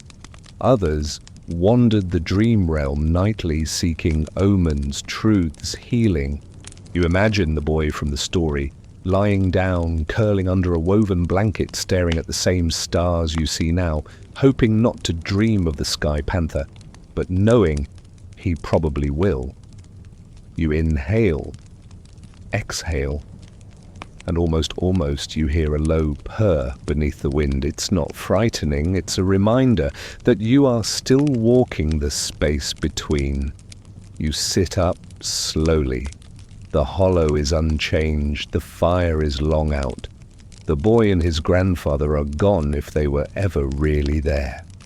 But the stars remain, and the panther, curled quietly along the Milky Way, watches you with ember eyes. You nod once and move on, carefully, because the stories here have claws. You walk slowly now, no longer trying to cover ground, but letting the ground cover you each step. folding you deeper into this ancient city's fabric. Somewhere behind you, the sky panther curls back into the Milky Way, its watchful tail flicking toward another dreamer. And ahead of you, more Earth. More whispers, more questions. You approach the base of another low mound, not impressive in height, but oddly symmetrical. It doesn't draw attention like Monk's Mound or the Falcon Burial, but something about it makes you pause. This one isn't famous, but you feel it has something to say. You climb halfway, stop, then crouch. Your fingers brush the soil. There's a different texture here, a firmer compactness, as though the mound hides something within, not beneath. You lean down and press your ear against the ground. Silence. But it's not empty. It's the kind of silence that contains things. The kind you get in a room just before someone tells the truth. You lie, flat on your stomach, arms stretched out. No movement, no breeze, just you, the soil, and the faint, lingering warmth of daytime heat rising up from the earth's chest. Here under this mound they once found timber chambers.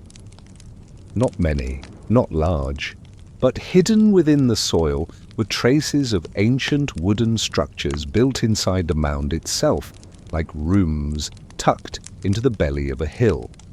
Post holes, soil stains, a pattern of burnt beams and collapsed timbers collapsed inward like the city exhaled and the chamber folded in on itself. No treasures, no grand burials, just the structure, hidden, buried, and burned. That's the part that makes you sit up straighter. These weren't houses, not normal ones anyway. Some believe they were ritual chambers, possibly used for initiation council meetings or dreaming rites. And when they were no longer needed, or when they had absorbed all they could, they were filled in, then set aflame. A deliberate burial. A sealing. And here's the goosebump moment. Many of Cahokia's mounds were built over burnt platforms. Timber structures covered with layers of clay, then torched. Not accidents, not lightning. Ritual destruction. Burned on purpose. Then built upon. You look at the mound differently now. This is not a hill. This is a palimpsest, a place where old meanings were not erased, but overwritten. Not with words, but with fire and earth. Imagine the ceremony. A group of people gathers, priests, elders, witnesses. They've built the chamber, painted the walls maybe, hung talismans, laid woven mats, arranged offerings, and then with intention they light it ablaze, not in chaos, but in reverence. The fire devours the chamber, the roof collapses. Ash curls upward like a departing spirit, and the people do not panic. They wait. Then shovelful by shovelful, they bury the smouldering ruin beneath layers of soil. A tomb for a space, not a person. A burial, not of a body, but of an experience. Historians still argue what this meant. Was it a closing of sacred space? A symbolic act to end a ritual cycle? A warning, a metaphor, a practical measure to discourage reuse? No one agrees, but they all agree on this: it was intentional. And strangely poetic. You run your hand along the slope. The grass here grows slightly differently, more tufts, more wildflowers, as if even nature can sense that something lies beneath. Not a ghost exactly, a footprint, a heat print. You lie back again, staring at the stars, wondering what it means to burn a building just to bury it. In modern terms, it sounds wasteful, but here it feels deeply human. Because haven't we all wanted to end something ceremonially, to light the match, to watch the smoke rise, to say, this part of me is done. Let's cover it and let it rest. You imagine your own chambers, not physical, but emotional. Places you built, then torched, then walked away. from hoping time would mound over the pain, turning it into something less raw. Cahokia understood that. It wrote closure in soil. It practiced forgetting deliberately with fire.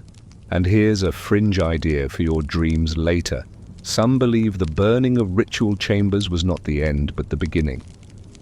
That the rising smoke was a message. That the mound built afterward was a beacon, a cosmic flag declaring, "We did the thing." Now come what may, you exhale. Maybe you've burned a few things too. Memories, moments, masks. Maybe you've shoveled dirt over something you used to be hoping it would settle quietly into your foundations. Maybe that's okay. Cahokia did it too. And the city kept growing, mound after mound, layer after layer, memory after memory. And beneath them all embers, still faintly warm. You linger at the mound a while longer, letting the image of hidden burned chambers drift gently through your thoughts like smoke that refuses to fully rise. When you finally stand, your limbs feel looser, your breath slower. You've begun to understand that Cahokia doesn't rush its revelations. It waits, it buries, and it lets you dig only as deep as you're willing to sit still. The wind shifts again, cooler now, brushing across your face like the trailing hem of a long-forgotten robe. You follow it toward the northwest quadrant of the site, where the grass is patchier and the ground underfoot changes from soft loam to brittle ash and crushed rock. Here the earth speaks differently. It crackles. You crouch near a shallow depression. Nothing dramatic, no scorched remains or charred timbers, lying artfully, where archaeologists conveniently forgot to clean up. But the scent, faint but present, carries a tang of charred soil. The ground here was burned, deliberately, not just a chamber, an area. You let your fingers sift through the powdery topsoil. Dark streaks beneath, bits of clay hardened by intense heat, a few discolored pebbles that look like they were once something else. This was not just a fire, this was a fire that lasted. Across Cahokia in various mounds and beneath some of the plaza surfaces, archaeologists have found burn layers, horizontal streaks of blackened earth and ash. And these weren't caused by lightning or kitchen accidents. The pattern is too controlled, too broad. These were site-wide fires, or more accurately ritual burnings, sacred arson. In some places, entire plaza surfaces were scorched, then covered with clean fill. A fire, a burial, a beginning. The question that never gets a satisfying answer is why historians still argue over the nature of these large-scale burnings. Were they meant to cleanse the space, mark a transition, appease a god, or was it a political act erasing an old regime, preparing the earth for a new one? You imagine a great gathering, thousands of people assembled around the plaza, drums, chants, then silence. A single torch dipped low, and suddenly the center of the city blazes, not in chaos, not in panic, but in orchestration, fire walking, controlled burning, ash rising like prayers you can't quite decipher. You lie back on a slope just beyond the burned zone. The stars above seem dimmer here, like they're observing something solemn. You think of other cities, modern ones, and how fire usually comes with tragedy. War, accident, neglect. But here at Cahokia, fire might have been a language, a punctuation mark. You roll onto your side and recall one peculiar sight beneath a now leveled mound. Excavators found a layer of white clay, then a burn layer, then red ochre, then more fill. A ceremonial sandwich. White, black, red colors rich with meaning in many indigenous traditions. Life, death, rebirth, sky, earth, underworld. morning night blood. Could it have been symbolic? A ritual not of destruction but of transformation. You imagine stepping barefoot across the warm clay, feeling it crack underfoot. The air thick with smoke. You're not a witness. You're a participant. And here's where things get weirder. In one area near the plaza, remnants of large-scale feasting were found in conjunction with burn layers, animal bones, roasting pits, massive quantities of charred maize, all deposited right before or even during a burn. Did they burn the city to celebrate? Did they eat and dance and chant as the fire spread, knowing it marked the end of one chapter and the start of another? Maybe. Or maybe it wasn't celebration or mourning. Maybe it was something entirely outside our emotional categories. A way of negotiating with forces bigger than themselves, not to win but to remain seen. You sit up and feel that familiar hum beneath the surface. Not sound, not vibration, just presence. This ground has been burned, buried, rebuilt. And here you are on top of it like the final sentence in a very long, very smoky book. You remember an old Cahokian tale, or at least a reconstructed version of it about the first fire. In the story, the people lose their way. The stars no longer align. The crops fail. And so a child, yes, always a child, walks into the center of the city carrying nothing but a glowing ember in her hand. She kneels, places it on the earth, and waits. The flame grows, the people gather, and they burn everything, not as punishment, as offering. And from the ash new corn grows, new stories, new breath. You don't know if this story is true or if it was patched together from fragments and hopeful guesses.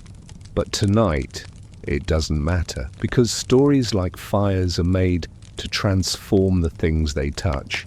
You rise slowly, you look behind you, the ground is still, the burn marks long faded, the plaza dark, but in your chest, something small still glows. A flicker, an ember. You carry the ember with you, not a real flame, but the kind that settles behind your ribs and waits for meaning. The wind has calmed to a gentle thread, and your path now follows it west, toward one of the oldest parts of Cahokia, a place where people gathered not to debate, not to bury, not to trade, but to talk. You find yourself standing on what was likely a wide meeting ground just outside the central ceremonial zone. No markers, no signage, just the faint swell of ground shaped by centuries of footsteps, arguments and decisions that never made it into textbooks. Here, where the mounds gave way to flatness, you can almost hear them, the elders, the young men, the women with their baskets resting on their hips, all murmuring, gesturing, leaning in, disagreeing respectfully and occasionally not so respectfully. You settle yourself on a low ridge and close your eyes. In your mind, the council of clay and corn assembles. It's not official, not regal. There are no thrones, no scepters. Just people sitting in a circle, cross-legged on mats, or standing with arms folded holding corn husks or scraping clay from their fingernails as they speak. Someone complains about a trade deal gone sour. Someone else wants to change how water from the creek is being diverted. Too much toward the east fields, she says. The maize is drowning, and the squash has attitude. Another voice chimes in, older, slower, talking about the dreams he's been having. Dreams about a cloud shaped like a boar, and how it might be a sign to delay this year's harvest. The group doesn't mock him, they listen, because here, dreams count. You open your eyes, the wind carries a soft, rhythmic rattle seeds in a gourd, perhaps. You spot a slight depression in the earth, rimmed with darker soil. possibly an ancient hearth. Once a fire burned here, not for ritual, not for cleansing, but for warmth, for boiling stew, for comfort during long conversations. Cahokia was not just a city of gods and sky beasts, it was a city of people full of small, beautiful bureaucracy. Here's something funny among the artifacts found in this area were clay pipes, some elaborately carved, others plain, most likely used in council meetings, ceremonies, or just social gatherings. Imagine the decisions shaped under a soft veil of smoke with the smell of roasted nuts and damp earth rising around them. One pipe even bore the shape of a duck in mid-squawk, proof that even in sacred cities, someone had a sense of humour. You lie back beside the hearth site and let the council resume in your imagination. They talk about the copper trader who keeps arriving late, about raccoons stealing drying fish from the racks, about a dispute between two families over whether one child borrowed or stole another's carved toy. There's a rhythm to it, this community governance, without writing, without scrolls or stone edicts. It's oral, embodied, trust-based. Every member of the council remembers not only the decisions but the reasons. The conversations become part of the culture, passed down like recipes or lullabies. You sit up and smile because the voices here aren't just ceremonial, they're relatable. Someone clears their throat and says we should charge a shell tax. Silence, he continues. On trade days, one good shell per vendor. We can use them to fund plaza repairs. Another elder nods slowly. And maybe a festival. A younger voice chimes in, but not in summer. Last year we all nearly melted. Laughter, real laughter, the kind that ripples outward and leaves no mark but warmth. You find yourself grinning. Cahokia is often imagined as rigid and mysterious priests in masks, rituals at dawn, mounds in geometric alignment, and yes, all of that is here. But so is this, the mundane magic of collective decision-making, of community meetings that stretch long into the evening, where the fire dies down and someone starts handing out roasted squash just to keep the peace. And yes, dreams get brought up, because in Cahokia, dreams weren't silly, they were data. Visions were considered alongside flood patterns, animal behavior, and family history. If someone dreamt of fish swimming backward through corn stalks that went in the record, even if the record was just everyone's memory nodding together at once, you walk the circle now, tracing the edges of where these meetings might have unfolded. You imagine the dirt smoothed down by hundreds of seated backsides, the smoke rising in lazy spirals, the feeling of being heard even if your idea about raccoon taxes didn't pass. Because here's the thing, that this was a city of structure, yes, but also a city of conversation, of debate, of voices raised not in war cries but in ideas. You pause, kneeling where one of the old hearths may have been. A leaf drifts past, landing in the center like a new agenda item. You say aloud to no one, I move, we honor the silence. No one objects. The motion passes. Unanimously. You stay a while longer in the ghost circle of the council, imagining voices fading into laughter, then into silence. It's comforting to think of Cahokia not as a museum of ritual and mystery, but as a living, breathing negotiation of belief, of nature, of neighbors. Eventually, you move on, letting your feet carry you southeast along a low ridge. There's a rhythm to your walking now, slow, steady like the heartbeat of the city itself. You pass another grassy rise, another hollow, another place where time has folded in on itself. Then the drums begin. Not real ones, not modern ones, but echoes low, thuds you feel in your spine more than your ears. They come not from the sky, but from below, from memory. From the firelit spaces where the dancers of the fourth wind once spun until the night split open. You crest a rise and find yourself in a clearing. This wasn't a home, not a market, not a council space. It was something else. The flattened center of a dance ground, wide and circular, its boundary just faint enough to imagine. This is where they danced. Not casually, not for entertainment, for the cosmos, for the cycle, for the four winds, those invisible forces that govern direction, seasons, spirit, and breath. You sit cross-legged near the edge as if awaiting a performance, and it begins slowly at first.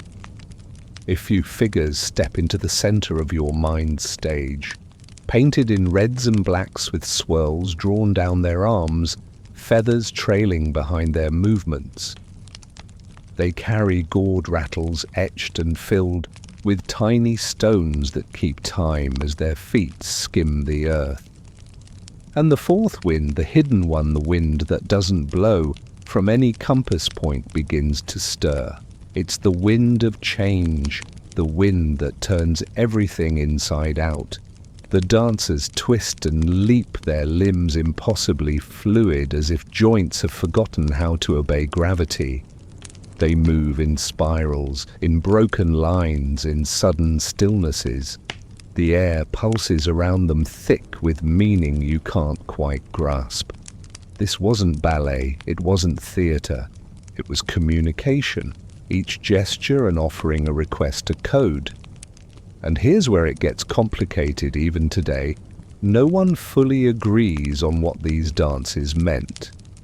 Historians still argue over whether Cahokian dance was mimetic, imitating animals, celestial movements, or purely symbolic, representing social roles, creation myths, or spiritual hierarchies. There's no written record, no choreography scribbled in charcoal or scratched into shell. Just patterns, footprints in hardened clay shards of painted pottery, showing figures mid-step, faint impressions of masks and rattles found buried near ceremonial plazas. And a few oral traditions, distant echoes passed down by descendants of Mississippian cultures, now woven carefully into academic guesswork and reverent speculation.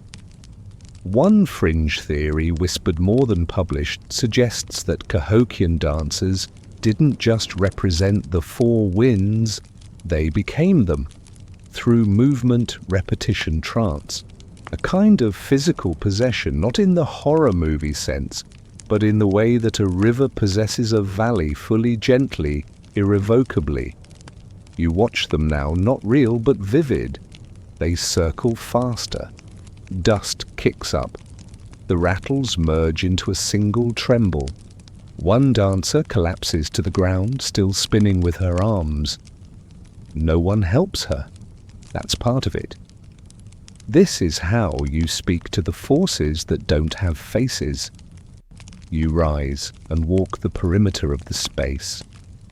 You spot the depressions where fire pits might have once burned, not for heat, but to mark rhythm, to guide shadow and light. Picture the flames flickering over bodies painted in mineral colors, each dancer becoming part of the choreography of the night itself. You stop at one of the pit sites, kneel, touch the earth, cold, but not empty. You remember another artifact, a rattle found in this region, carved from a gourd and decorated with notches. It had been buried carefully with a child, perhaps a future dancer, perhaps one who had already taken their first steps. You wonder what it would feel like to hold that rattle now, to shake it just once. Would the wind answer? You stand again and look out across the imagined dance ground. The performance has ended, the dancer's gone, but your breath still moves with their rhythm. Your thoughts still pulse in time with that deep imaginary drum. Cahokia isn't a place where things happened. It's a place where things continue. In footsteps, in wind, in the way your spine straightens when you hear the silence ask a question. You turn toward the west and whisper not a word, but a breath in the shape of a wish. The wind doesn't answer, it never does, but it listens. And you keep walking a little lighter now, as if the dust of 1,000 dances has settled gently on your shoulders. Your feet tread a little more gently now, as if the rhythm of the dancers has seeped into your bones. The night has thickened, not in darkness, but in intention. Every sound feels chosen. Every shadow suggests something older than fear. The stars overhead pulse faintly, as if remembering their own choreography. You veer toward a small rise, not a formal mound, but a space that feels significant. A quiet corner of Cahokia where the wind holds its breath. You kneel instinctively as if called to the ground. Here, centuries ago, someone took great care to paint a face. Not a whole portrait, not a mosaic, just a face, round, smooth, purposefully placed, made with red ochre. The iron-rich pigment has long faded from the surface, but the soil beneath still bears traces of it, microscopic streaks and pockets of hematite, where the color once bled into the earth. You reach out your fingers, brushing the cool dirt, and imagine that act of creation, a hand dipping into a bowl, a fingertip slick with crimson, a slow, deliberate motion, a marking of identity or protection, or maybe just hope.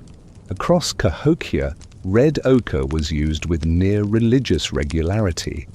In burials, in ceremonies, on walls and on skin. Wasn't just a color, it was a medium of meaning. You imagine a priest smearing it across a young initiate's face, whispering words you can't understand, sealing her future with a line drawn from brow to chin, or a grieving mother brushing ochre on her child's forehead. Before burial, her hands trembling, her breath catching. Red ochre meant transition, life to death, child to adult, human to spirit.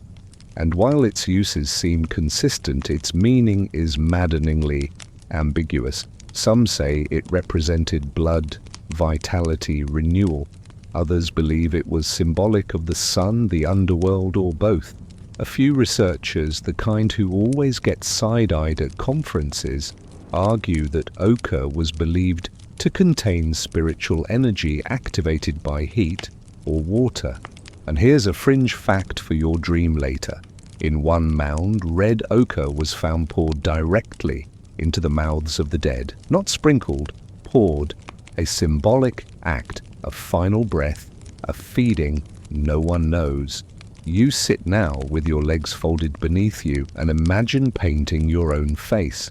A dot on the brow, 2 lines across the cheeks, a mark beneath the lip. You don't know what it means, but in Cahokia, not knowing was part of the point. Symbolism wasn't always fixed. It was fluid, changing with context. Ceremony season. One mark might mean birth during the spring and war during the fall. Another could mean mourning today and union tomorrow. You reach down and press your palm flat into the earth, your fingers splayed wide, as though trying to leave a print no one can see. And you wonder who first pulled the red from the stone. Imagine the process: digging clay-rich earth from riverbanks, grinding hematite on a flat stone, mixing it with water, maybe fat or oil, to make it stick. A tedious, intimate labor. And the result, a pigment that glows softly in the light, that survives burial, that resists forgetting. Archaeologists still find ochre stains on bones, especially around the skull and hands, as if the last thing the living did before letting go was give the body back to the earth, tinted not to disguise death, but to define it. And sometimes the pigment was found with no body at all, just a patch of colored earth beneath a mound, as though memory alone deserved its own ceremony. You rise now and begin to walk a slow circle around this ochre place. You imagine others doing the same, perhaps in silence, perhaps chanting softly, perhaps weeping, and maybe, just maybe, laughing. Because ochre wasn't always solemn, it was used in dances, in feasts, in performances, painted across bellies, shoulders, thighs, swirled into symbols no one bothered to explain because everyone already knew. There's one particular image, a spiral drawn in red, found on a fragment of wall daub that still defies interpretation. A tight, deliberate coil, no writing around it, no companion symbols. Some say it meant the path to the underworld, others think it was a map of the city. One enterprising scholar proposed it was a joke. The punchline, he said, may have just been lost. You grin, because that's exactly what Cahokia does. It lets you feel the answer just out of reach, close enough to sense, too far to claim. You stop walking, stand in the middle of your imagined circle, and you paint your own symbol in the air, one you'll forget by morning, but one that tonight feels enough. A curve, a slash, a dot, your own silent wish. Then you turn and leave slow and barefoot and marked with nothing but the ghost of red ochre beneath your fingernails and the soft certainty that you'll never be the same. You drift away from the ochre ground, the pigment's imagined warmth still clinging to your skin like old sunlight. It doesn't stain your clothes, of course, not physically, but it lingers somewhere in your mind, a reminder that color once was a sacred act. The grass thickens as you move southward. It brushes against your ankles, whispering stories you can't quite translate. The ground here grows uneven, rutted and worn soft, in some places brittle in others. You glance up and notice that the trees too have thinned. Not just here, everywhere. It creeps in slowly, but now that you're paying attention, it's obvious. There should be more trees, and once there were, this is where you realize the strange irony. Cahokia, the city that rose from soil and spirit, devoured its own forest to survive. You crouch near a low ridge, pressing your palm to the ground. The earth doesn't resist. It's soft, too soft, as if something once held it together that no longer does. Back in 1100 AD, the area around Cahokia would have been forested thick, stands of oak, hickory, elm, ash. But to build Monk's Mound, the palisade walls, the homes, the temples, the watchtowers, the altars, the roads, they needed wood. Thousands of logs, tens of thousands, not for furniture or decoration, but for infrastructure. And they cut it down, not maliciously, not ignorantly, just relentlessly. Because Cahokia was growing, and like all growing cities, it needed fuel for fire, for housing, for ceremony, for presence. And so the forests receded, bit by bit, until the hills were bare. Some researchers believe the deforestation around Cahokia happened quickly within a few generations. Enough time for the elders to warn the younger ones and for the younger ones to reply, "We'll figure it out." And maybe they did. But not before the land changed. You lie down in the grass and feel the soil beneath your back, a little too loose, a little too eroded. Without trees, rain ran freely, carving gullies. The heat intensified, crops suffered. Wildlife grew scarce. Wood had to be carried in from farther and farther away. You wonder what it was like for the last child to see a tree cut down in a grove that once stretched for miles. Did they feel loss or just progress? Some scholars suggest the decline of Cahokia was tied in part to its environmental impact, not just deforestation, but overhunting, soil exhaustion, water contamination. Like many great cities, its own weight became a burden. But others point out that Cahokia may have been trying to adapt. There's evidence of replanting of modified fields of agricultural ingenuity meant to slow the damage. Historians still argue whether Cahokia collapsed suddenly or slowly, whether it was doomed by nature, by politics, or by spirit. But the trees don't argue. They just vanished. And here's something else you notice. The silence is different here. More exposed, more hollow. As if the absence of trunks and branches has left the wind with nothing to bounce against, so it just skates across the open fields, echoing against itself. You sit up, slowly scanning the horizon. You can almost picture it, the palisade rising, the mounds catching the morning light, and in between nothing, a clear-cut stretch of land, brown and shorn, the city's skeleton laid bare. In one part of the site, researchers found abandoned post holes, places where homes or structures were planned, but never built. The holes were dug, the layout measured, and then nothing. As if the wood never came. As if the logs ran out. You wonder who stood there with a basket full of clay, waiting for the beams to arrive, and eventually walked away. Cahokia was not careless, but it was immense. And even sacred cities cannot outbuild the land beneath them forever.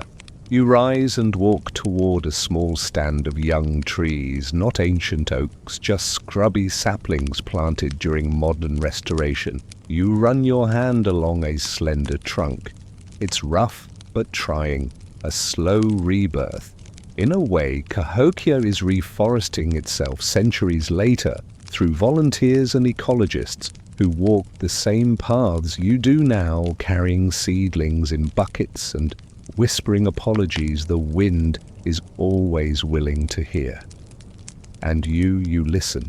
You wonder if the city knew what it was losing, or if it just kept building, because that's what people do. We imagine permanence, even as we dig the roots out from beneath it.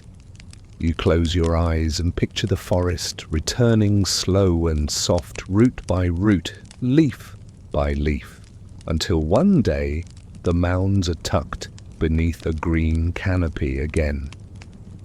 Hidden, protected, remembered differently. You open your eyes, and the saplings sway gently in the moonlight. You nod to them and they don't nod back, but they continue standing, which feels like enough.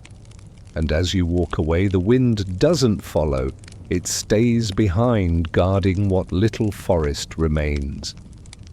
You leave the stand of saplings behind, letting the silence close over it like soft moss on forgotten stone.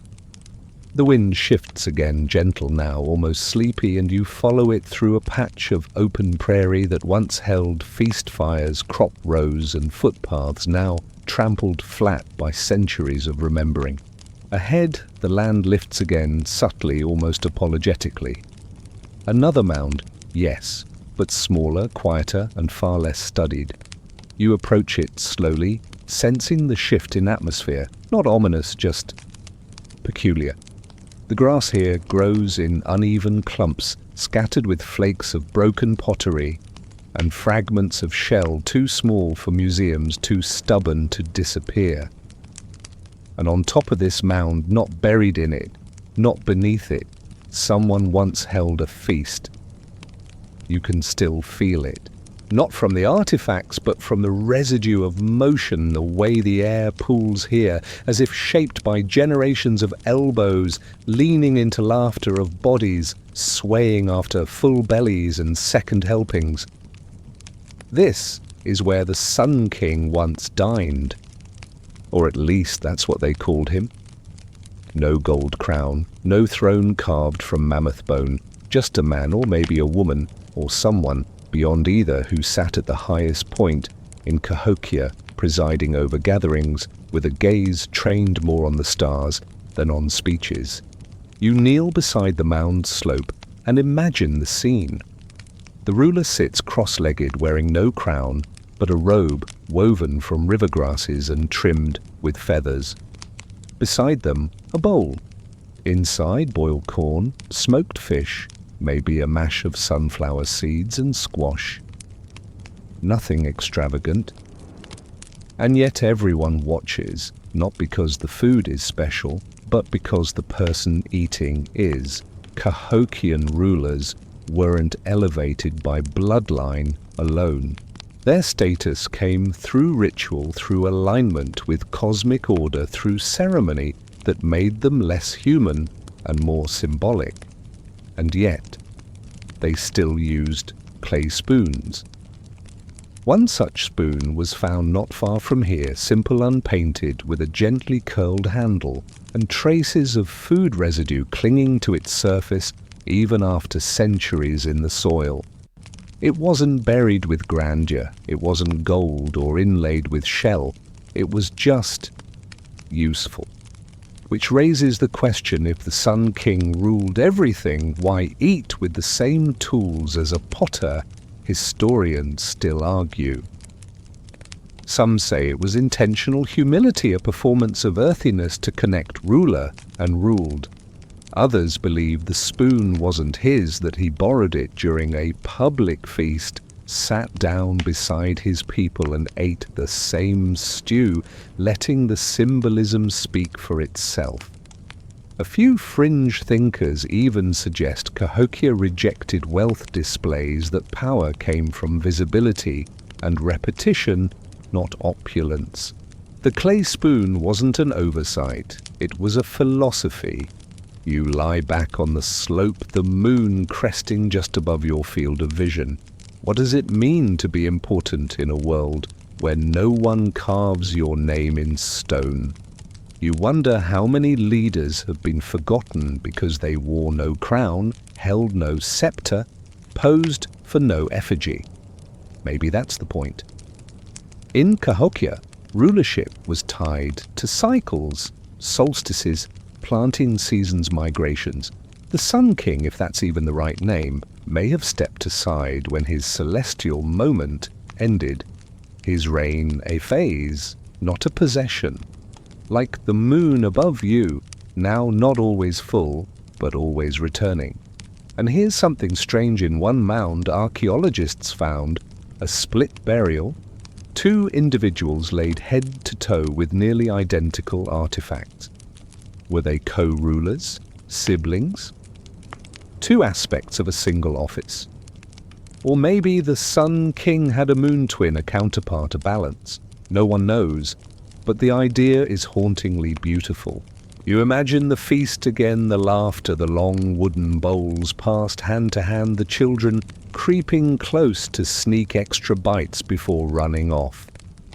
And in the middle, the ruler, eating slowly, thoughtfully, eyes sometimes on the sky, sometimes on the fire, always somewhere just past the horizon. You open your pack, real or imagined, and remove a piece of fruit or bread or nothing at all. You pretend, you take a bite. The stars don't blink, but you do.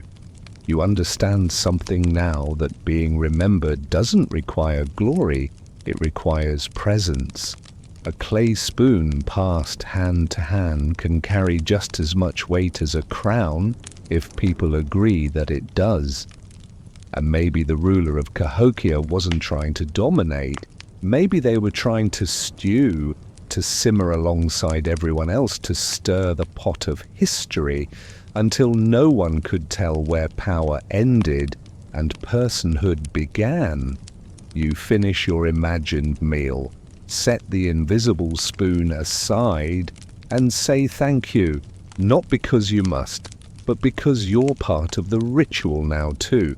The imagined feast fades behind you, replaced by the faint sounds of night creatures stirring in the grass, tiny rustles, the flutter of a moth's wings, a low trill that might be a frog rehearsing for dawn.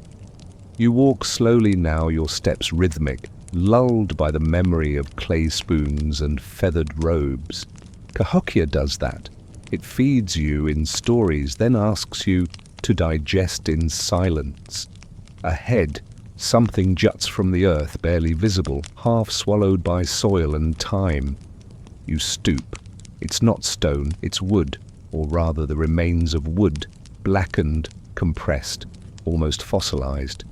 What you've found is a post-hole remnant, one of thousands, scattered across Cahokia's grounds. Once, this city was ringed with wood, not just in homes or temples, but in tall poles, sunk deep into the ground, standing upright in calculated formation. And nowhere is this more mysterious than in the area now called Woodhenge. You smile despite yourself. Yes, like Stonehenge. But less postcard famous. No towering megaliths, no tourists taking awkward selfies.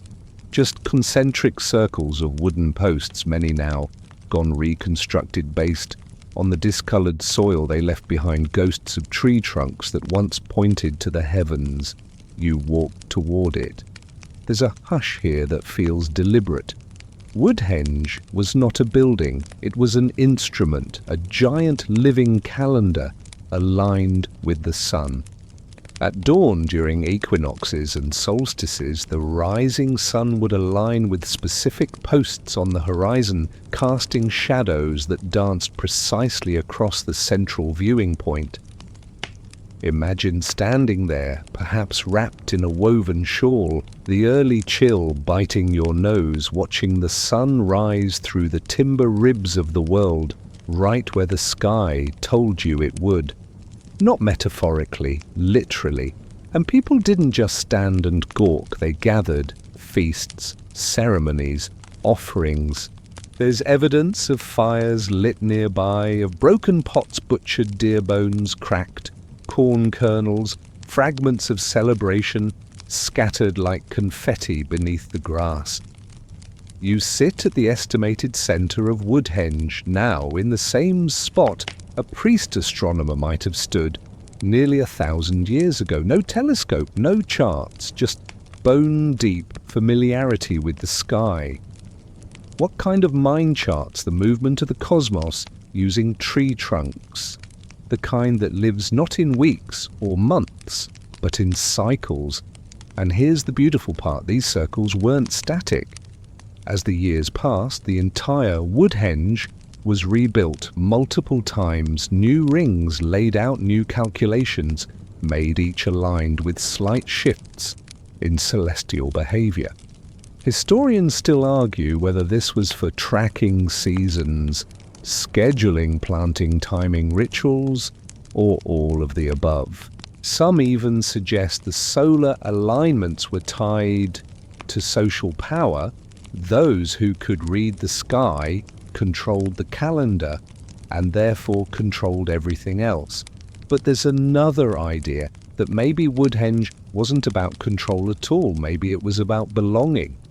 Standing in that circle at sunrise, shoulder to shoulder with neighbors, wrapped in cold breath and flickering anticipation, you didn't feel small. You felt included, invited into the ongoing conversation between earth and sky. Even now, if you visit the reconstructed version, people still gather for the solstices. They bring blankets, coffee. Children with messy hair, they wait for the sun. And it still rises right on cue. The past isn't past, it's on schedule. You trace a wide arc around where the outermost posts would have stood. Each marked a point of importance: the summer solstice, the equinox, the winter return. These were not just scientific notations, they were emotional events, proof that life moved, that light returned, that the world remembered to begin again. One archaeologist, possibly sleep-deprived, possibly brilliant, once called Woodhenge a cathedral made of time. The phrase stuck. But there's another image that comes to you now. It's not a cathedral, it's a spine. The timber posts like vertebrae, upright and strong, connecting the city to the sky, each solstice a breath, each equinox a blink. And you're the thought traveling up that spine, briefly aware, briefly present. You lie down in the center, staring up at the night sky where the sunrise will come hours from now. And you understand finally why they built it, not to capture the sun, to synchronize with it, to say we're still here, we're still watching, keep rising. And maybe the sun rose a little warmer. For that you close your eyes. A breeze brushes your cheek, and somewhere deep in the soil, a phantom shadow inches forward, cast by a pole that no longer exists on a calendar that still works just fine. You stay in the circle longer than you intended, not out of duty, but because it feels timed, like the air knows you're here and has calibrated itself to your breath. Around you, the memory of Woodhenge remains. Not the posts, not the perfect alignments, but the idea that you are always at the center of some celestial choreography, even when you're just lying in the grass, blinking sleep from your lashes. Eventually you rise, stretch, roll your shoulders, quietly aware that no one's watching, and yet feeling like something always is. Your path curls northeast now, away from the sacred timber ring, and back into a more tangled part of Cahokia, one less orderly, more curious. Here the ground dips slightly, forming an uneven basin that once brimmed with water. A shallow pond, a seasonal floodplain, a reflection pool, but that's not what pulls you in. What stops you is a single, perfect circle of dark soil, just a few feet wide, too even to be accidental. And not alone, you notice another one, then another, then three more, forming a pattern only visible from above or from memory. These were sweat lodges, small dome-shaped structures built low to the ground, woven from branches and hides, sealed with clay or bark, used not for comfort, but for cleansing, for heat, for vision. You crouch beside the largest soil mark, feeling the invisible steam rise through time. There's no doorway anymore, but you trace one with your finger.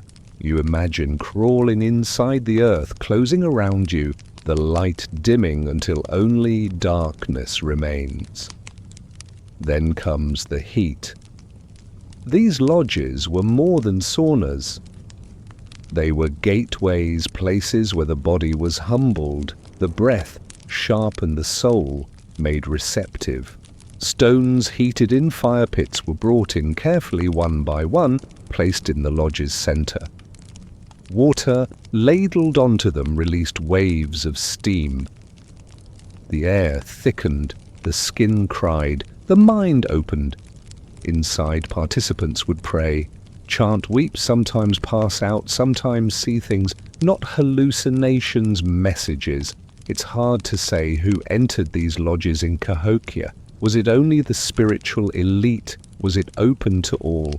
Were there separate rituals for women and men, for the dying, for the newly anointed? Historians still argue.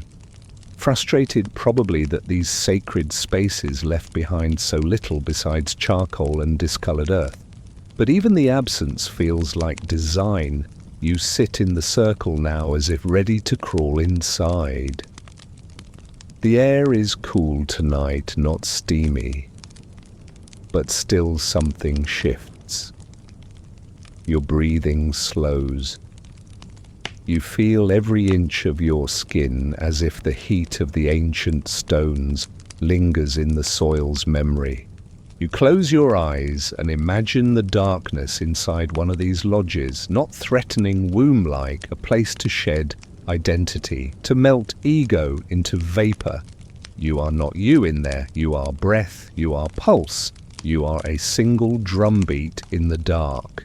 One fringe theory, mostly dismissed by mainstream scholars, suggests that Cahokian sweat lodges were not only physical places, but symbolic echoes of the cosmos. That entering one was like crawling into the belly of the world, a reenactment of creation. And when you left crawling back into the light, you weren't just clean, you were reborn. A little dramatic, maybe, but you feel it even now, the stillness, the heat of memory. The possibility that sweat and silence might unlock something no ceremony ever could. You press your palms into the soil where the center pit would have been. Close your eyes again. Now imagine the voices low, intentional, songs without instruments, sung with cracked throats and absolute conviction. Some of the oldest oral traditions speak of stone spirits, entities that inhabit rocks, especially those used in these lodges, that when heated, the stones release their memories into the steam, passing them into the bodies of those who breathe it.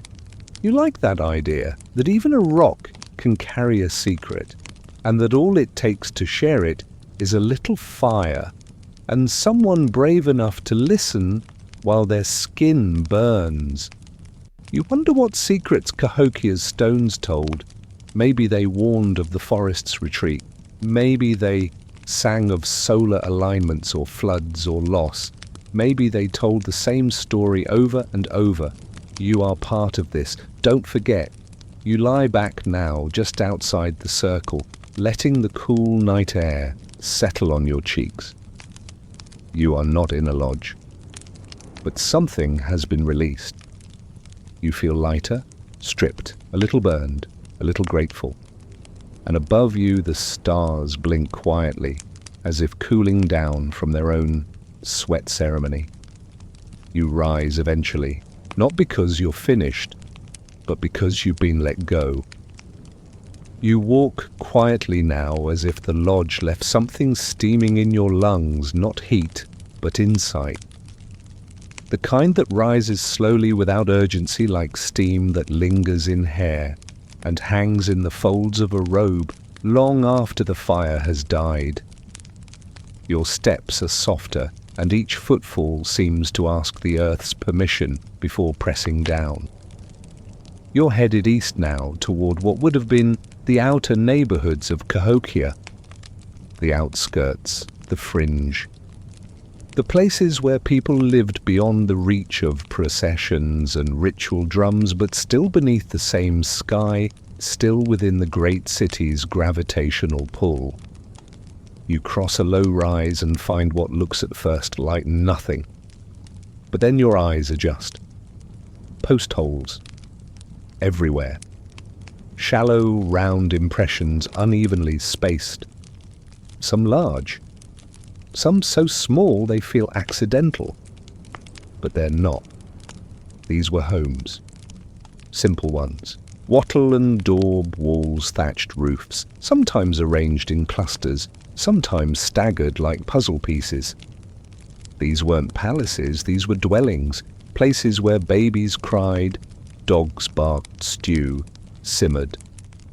You crouch beside a post hole, its edges still faintly dark from rotted wood, long dissolved. This might have been someone's front wall or back door, or nothing so formal. Maybe it just held a drying rack, a hammock, a favourite sitting spot, shaded from the sun.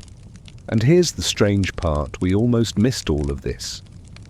Early excavations at Cahokia focused on the big stuff, the mounds, the temples, the burials, the elite.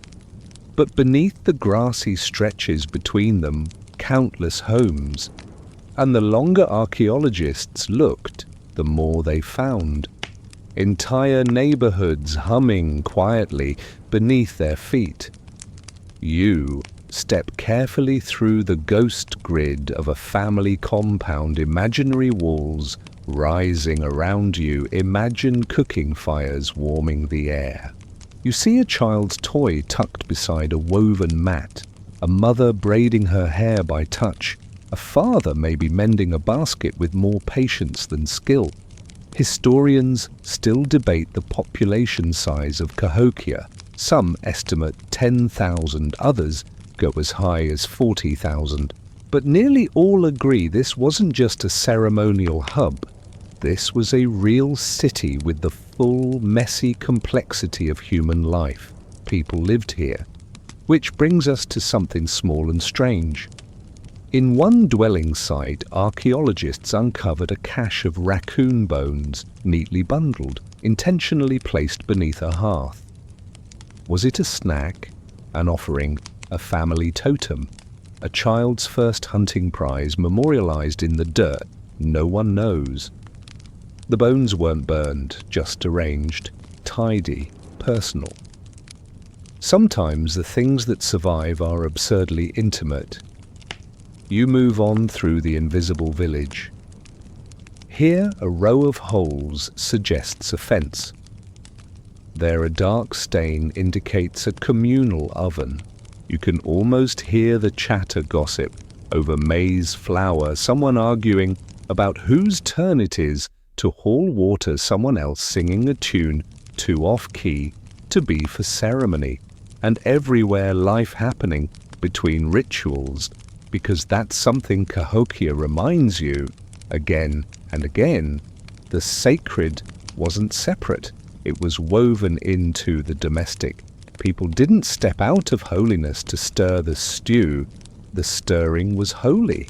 So was sweeping, weaving, waiting for someone to get out of the one good hammock. In fact, some researchers believe even house shapes carried meaning.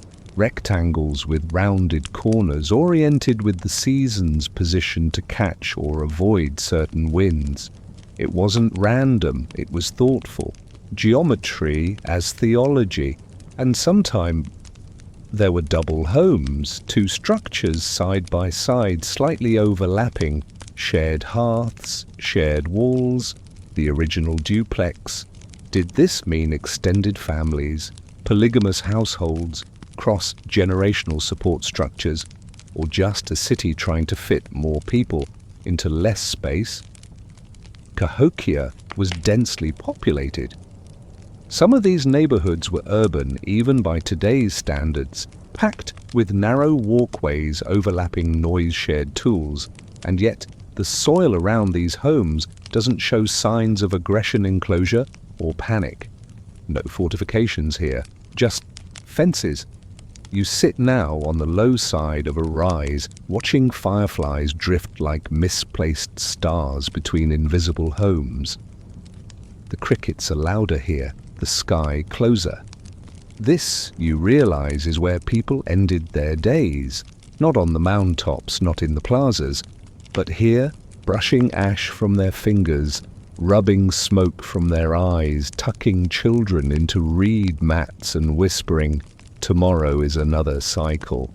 You lie back and imagine sleeping here beneath a thatched roof, the scent of wet clay and roasted squash filling the air, your dreams braided with the ordinary holiness of having survived another day in Cahokia. You're not part of a ritual, but you are whole, and that's enough. The sky is thick with stars now, a net cast wide and low, as if the heavens themselves lean closer to hear your thoughts. You remain nestled between the invisible walls of the outer homes, where life once pulsed, not in grandeur, but in repetition. The sigh of a mat rolled out, the crunch of charcoal swept from the door, the subtle thrum of survival dressed in simplicity. But Cahokia wasn't only made of people and plazas, it was built on something deeper. Beneath your feet, winding silently through the soil, are traces of an ancient engine, a system too humble to sing about and too vital to ignore. Water. You rise now, walking eastward toward the low areas that once pooled and filtered the great river's breath. Cahokia was hemmed in by water, not just the Mississippi itself, but smaller channels, tributaries, man-made ditches, and seasonal wetlands all part of an intricate hydrological choreography. It's easy to overlook. There are no fountains here, no aqueducts arched like poetry, but the people of Cahokia knew water intimately. They read it, managed it, sometimes redirected it, and always made offerings to its shifting moods. You descend into one of the old channels, its floor soft with layers of silt and leaf rot. And this wasn't just a ditch, it was a lifeline. In flood season, it carried away excess. In dry months, it held reserves, and in between it nourished fields and faith. Some archaeologists believe Cahokia's water management was advanced for its time. They've found buried drainage systems, subtle berms, controlled overflow areas that suggest not just passive adaptation, but active engineering. Still others argue that the water flowed too freely, too capriciously, and that over time it became the city's undoing. Flood patterns shifted, silt choked the lowlands, mosquitoes spread disease. The same wetlands that once offered abundance may have turned to threat. Historians still debate it, of course, whether water shaped Cahokia's collapse or whether it merely reflected deeper fractures. But there's something else. In the old wet zones, researchers uncovered a peculiar structure, a raised platform partially encircled by clay ridges, situated in what was clearly once a marsh. No home, no granary, and too remote to be a temple. Instead, it may have been a dreaming platform. You pause here in the center of that marshy memory and close your eyes. Imagine lying on a woven mat atop that wooden floor, mosquitoes humming in the reeds, the night air, heavy with frog song. You aren't here to speak to gods or lead a ritual. You're here to float between waking and not waking. In some native traditions, and possibly Cahokian ones, dreams were not the mind's idle wandering. They were spiritual dispatches, messages delivered by ancestors or the land itself, and water with its reflective stillness made the perfect medium for reception. You picture it a priest or maybe a tired farmer lying down here for the night, soothed by the lapping sound of cattails and the deep sweet smell of mud, hoping to dream of rain or a deer's path, or maybe something stranger like a woman made of stars who dances across the water and whispers a new planting song into your ear. You open your eyes. No stars are dancing, but the wind just curled in a way that feels like a sentence half-formed. You move on, stepping lightly along the old marsh's edge. Even now your feet find the high ground, the raised walkways Cahokians built with basket loads of soil carried from miles away. These were not random dumps. They were shaped, layered, intentional. This is how they managed water, not by dominating it, by curating it, encouraging its paths, gently correcting its floods, pleading with it during droughts. There's a story, probably apocryphal, that once, during a long dry season, the people of Cahokia dug a spiral trench beginning at the plaza and curling outward like a conch shell, letting water from ceremonial urns run slowly down its coils until it reached the marsh.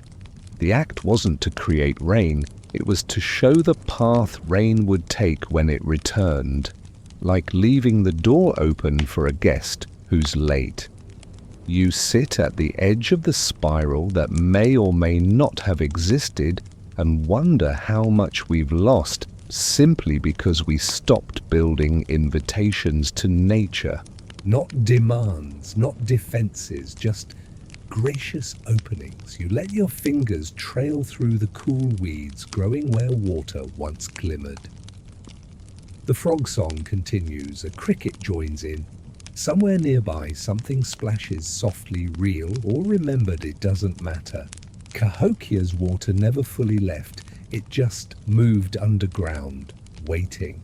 You linger by the water's memory a moment longer, feeling how the air dampens here, how your breath slows, not because you're tired, but because this part of Cahokia seems to request it. A kind of hush. As if the land still listens for footsteps on the old embankments, still waits for a voice to hum the songs once carried by cattails and cool current. But now your path turns north toward a mound not aligned with power, not crowned by ceremony, not marked by grandeur. This one is shallow, modest, and largely forgotten. And yet it holds something immense. You crest the slope and pause. There is no plaque, no marker. Just a sweep of wind and a view of the distant city core, Monk's Mound, the plazas, the ancient shadows of walls and circles. From here you see the architecture of a civilization in miniature and feel the distance not just in steps but in intention, because this was a watching place. Archaeologists believe that some of the peripheral mounds were not burial sites, not platforms for temples, but observation posts, raised deliberately just enough to grant a view, not of the stars, but of the city itself. Imagine it sitting atop this low rise, wrapped in a woven shawl against the chill, watching the central mound blaze with the last light of day, watching torches flicker along the palisade, watching smoke rise from communal hearths, watching the sky, of course, but mostly watching each other. In Cahokia, surveillance wasn't a tool of control. It was a form of presence. To see was to honor. To be seen was to belong. You sit down at the top of this quiet mound and scan the landscape. Even now, empty as it seems, you feel it moving, breathing. From this vantage, the layout of the city becomes intentional, the mounds echoing constellations, the streets forming veins, the plazas acting like lungs, a living body made of earth and hope and repetition, and you, the eye at its edge. There's a fringe theory floated once lightly, then dismissed, that these outer mounds served as memory stations, that elders would sit here teaching apprentices, not through texts, but by pointing that mound. That's where they buried the twins who dreamed the fire. That ring, that's where the turtle dance began, back when the river ran higher, that corner of the field. That's where we found the baby deer wrapped in corn silk. You like that theory? Because it suggests that story and geography were never separate, that every rise and hollow held a paragraph. That knowing a place was how one earned their voice. You stretch your legs, brushing aside a clump of dried grass to find a small stone flat, smooth, palm-sized. Once it might have been a tool or a toy, or just a stone someone liked enough to keep close. You hold it now, balances it in your palm like a tiny weight of truth, and you begin your own pointing that field once held fires taller than a man's head. Those trees weren't there. It was bare and full of drums. That dip in the land, that's where they sang to the stars, and once they answered. In one of the more obscure excavation reports, a researcher noted a series of charcoal clusters on this very mound, aligned not with any known structure, but spaced, as if marking the positions of seated figures, spaced just so. Not random, not ritual, just people watching, not controlling, not commanding, witnessing, because sometimes all a city asks of you is to be present for its unfolding. You close your eyes. And in the darkness, the city breathes again. Fires ignite, Children shriek and race through narrow alleys, their laughter echoing off daubed walls. A couple sit side by side, sharing roasted squash and complaints about the weather. A priest stands on Monk's Mound, arms lifted not in power, but in pleading. And somewhere high above, a star blinks. It sees you. You open your eyes and whisper a soft apology, or maybe a thank you. The wind stirs, carrying your words downward toward the center of the city, as though the soil itself remembers how to pass messages. You stand brushing your hands free of dust and descend the mound, slowly carrying the stone in your palm like a thought you're still forming. Because in Cahokia, to remember is to build. And tonight, you are building something. The stone in your palm feels warmer now. Not from magic, from time, from holding, from the subtle heat that skin gives to objects that listen long enough. You tuck it into your pocket or a fold of thought and step off the mound back into Cahokia's quieter veins. This is not a place for ceremony. It is a place for the unceremonious. You're in a wide, flat tract of land, now part of what scholars dryly call a secondary zone, but it doesn't feel secondary, it feels lived in. You imagine rows of gardens, not formal farms, but patchwork plots, tended by individual hands. Corn, yes, but also amaranth, squash, beans curling up their clever little poles. This is where the grand stopped being grand and turned back into daily necessity. You kneel beside the faint outline of a field ridge, run your fingers through the powdery soil. It still smells sweet, rich centuries of decay and regeneration woven together like composted prayers. You don't see it, but you know the rhythm here, a woman walking the rows, barefoot, muttering softly to herself. Not curses, not spells, just weather reports to the sky. The Cahokians were incredible farmers. The success of this entire city, this enormous, complex, ritual-heavy civilization, was built on food, stored food, managed food, shared food. They didn't just survive, they fed thousands. And while corn was queen, it wasn't everything. In fact, evidence suggests that Cahokia's agriculturalists were experimental, even botanically innovative. They grew goosefoot and maygrass native plants, rich in nutrition, not easily domesticated. Their fields weren't monocultures, they were collaborations between species. Some researchers even believe Cahokians developed special companion planting patterns unique to the floodplain crops, arranged not just for yield, but for meaning. That corn wasn't just corn, it was upright memory. Beans were strength, squash protection. One archaeologist found a clay tablet fragment scratched with 3 intersecting lines and a spiral, not language, not art, but maybe a field map, a garden prayer. A recipe that required no words. You look around now and see no plants, only grass. But if you squint with your spirit instead of your eyes, you can see the ghosts of rows, green waves rising and falling in the wind, a child chasing a rabbit between stalks, someone laughing with their mouth full of raw sunflower seeds, and then your eyes catch something else, a circle, barely there, just a difference in grass color, a suggestion of what once was. You step closer. This was a granary, not a towering silo, but a low circular structure, woven walls sealed with clay perched on raised beams to keep pests at bay. It held seed, dried fruit. Maybe the remains of last year's joy rationed slowly through winter. And nearby, another circle, this one charred darker soft. An oven? No. A burn pit, used for clearing debris, or maybe a mistake. Granaries sometimes caught fire. One spark, one dry breeze, and a season's hope could vanish in flame. There's no record of disaster here. No sign of panic, but the burn scar is real.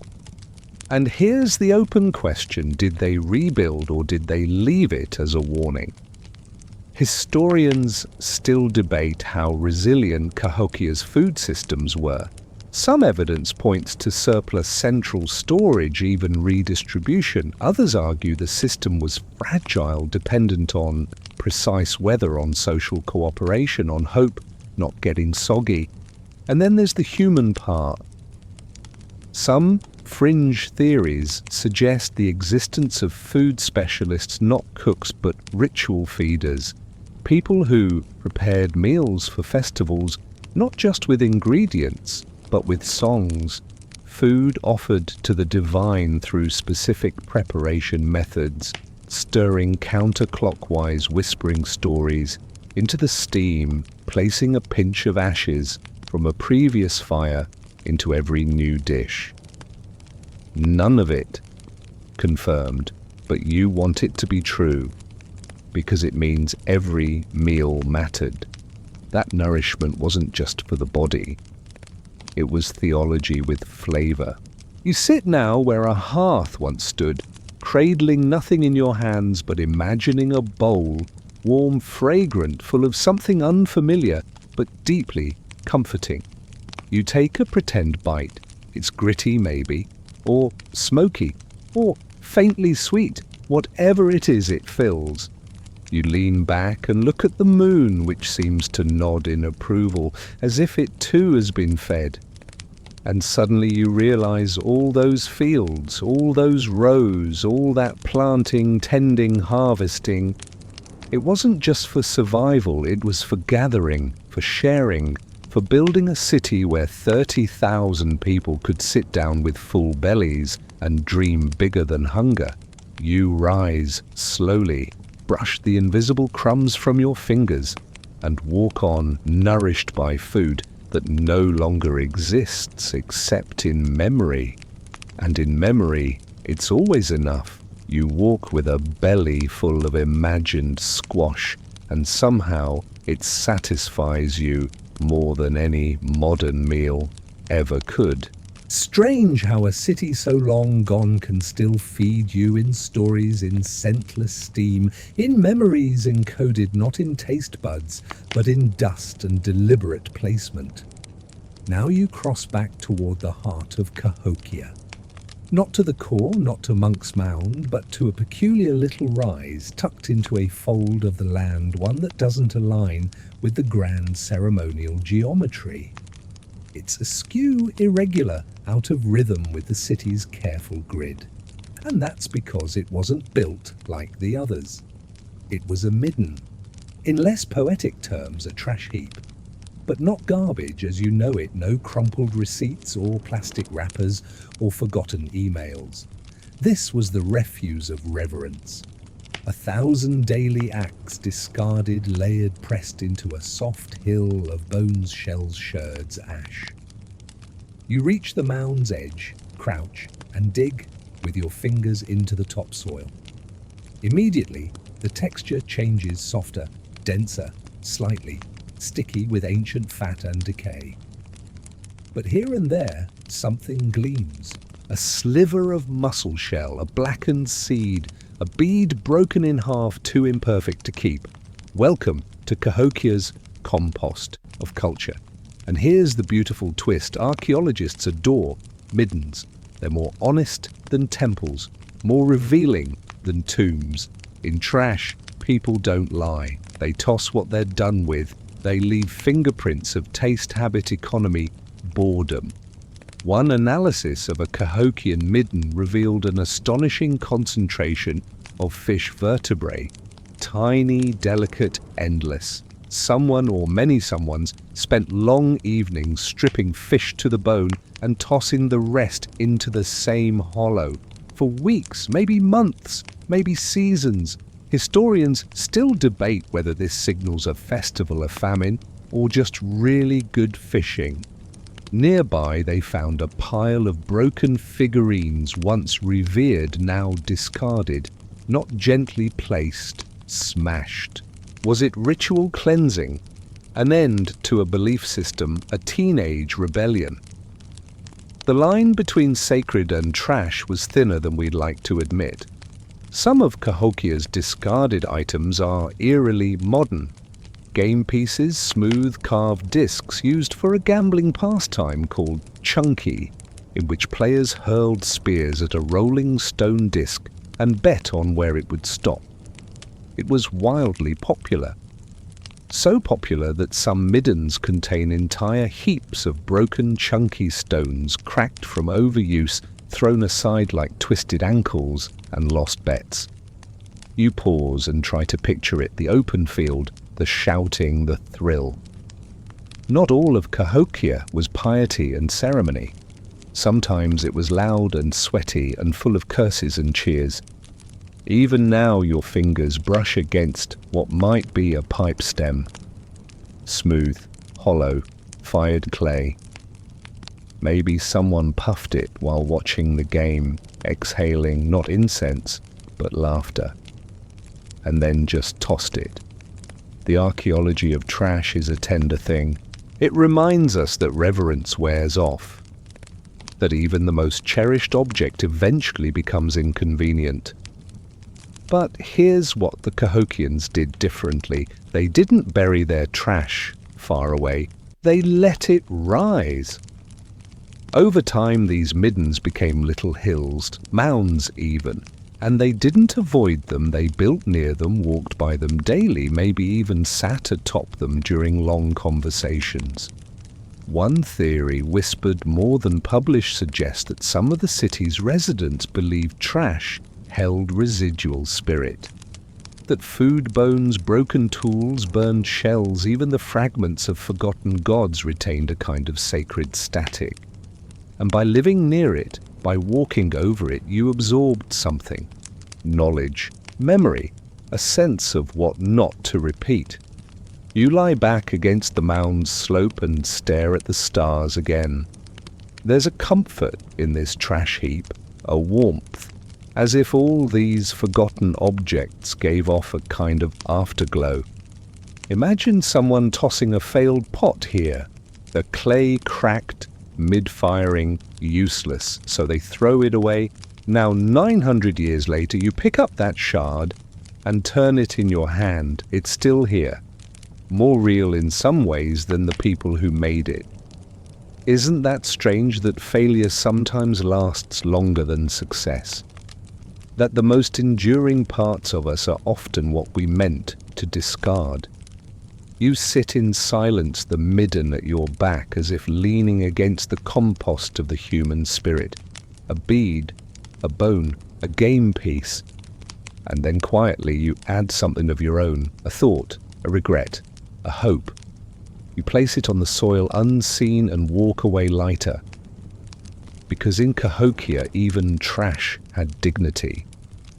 You step away from the midden with something that isn't quite joy and isn't quite sorrow, a kind of middle feeling, the kind that settles when you realize you're made of both the things you've built and the things you've broken.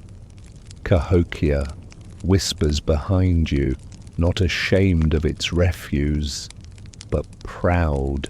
Proud that it didn't hide the pieces that didn't fit. Now the land slopes downward, you follow. And here below the main city, nestled near the once flowing waters and soft-edged fields, lies something that at first looks like a mistake. But it's not. It's a cemetery, not the grand mound burials, not the elite ceremonial placements. These are smaller, flatter, scattered, but deliberate. You stand still for a moment, uncertain whether to move forward, not from fear, from respect. You've walked through homes and temples and kitchens and games, but now you enter the final room in Cahokia's long unfinished house, the one lined not with daub walls but with memories so deep it doesn't need bricks. You crouch by a shallow depression in the ground, barely visible, just a sunken oval that hints at a grave long forgotten. There's no marker, no inscription, but at some point, hands placed another body here, curled, wrapped, perhaps weeping, and then walked away.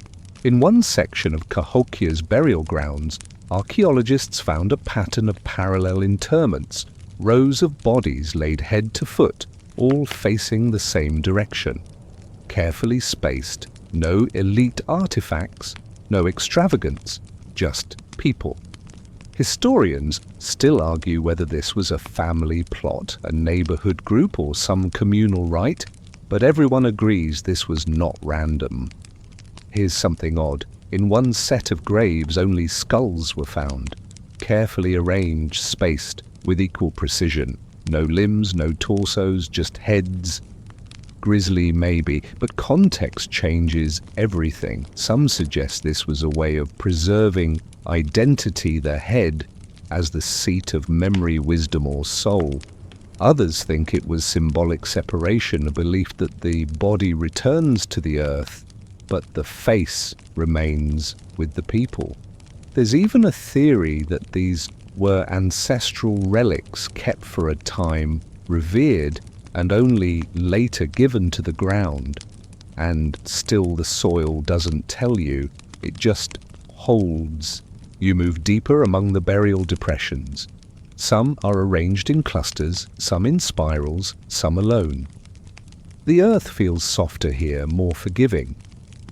You walk slower, not out of fear, but as if each step is a sentence you don't want to speak too loudly.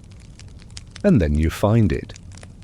A single grave, partially excavated years ago, where a body was buried with a string of beads carved from marine shell draped across what was once a chest. Nothing lavish, but meaningful. These shell beads came from the Gulf of Mexico, hundreds of miles away, brought by trade or journey or pilgrimage. To place such a bead on a body is to say you mattered, that someone thought enough to place beauty near your heart, that the final breath didn't erase the need for adornment.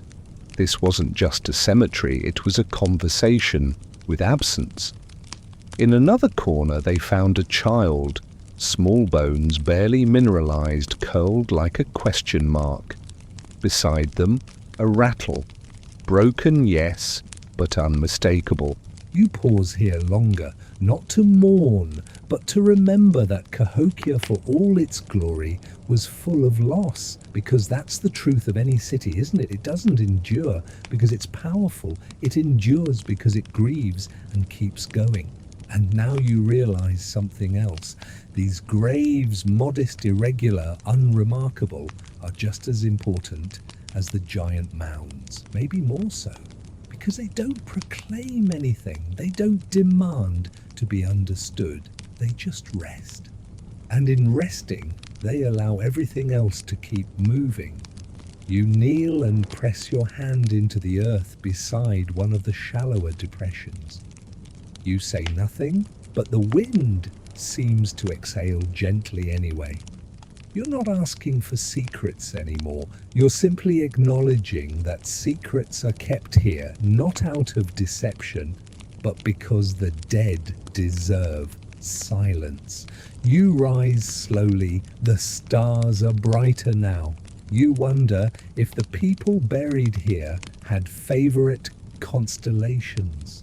If someone whispered stories of animals and ancestors into the night sky while the city drifted off to sleep, if someone promised over and over to remember, you walk out of the cemetery backward, not from superstition, from gratitude. Because what's buried in Cahokia isn't just bone, it's belonging. The air feels lighter after the cemetery, though not because you're relieved. You're simply recalibrated, tuned to a softer frequency, one that respects stillness as much as motion, one that knows that grief, like music, only becomes unbearable when you try to silence it. Now your steps carry you gently west toward a space that would have once throbbed with energy voices and preparation. Not a sacred place exactly, but not mundane either. You're heading toward Cahokia's workshop zones. There's no glitter here, no buried beads or ceremonial blades. Just the fingerprints of the makers, the people who didn't speak to the gods but built what the gods were housed in. Here the land bears scars of kilns, ash, heaps, tool fragments, charcoal dumps. All the evidence of hands that shaped, fired, cracked, fixed, and reshaped again. The breathless, smoky rhythm of craft. You kneel beside a circular stain where a pot once exploded in the heat of its own making.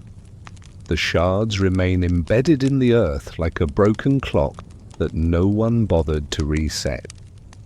Cahokia was full of artisans, potters especially. In fact, some of the most remarkable remnants from the entire city are its pottery, smooth, symmetrical, and sometimes strikingly stylized. Faces, birds, serpents, swirls.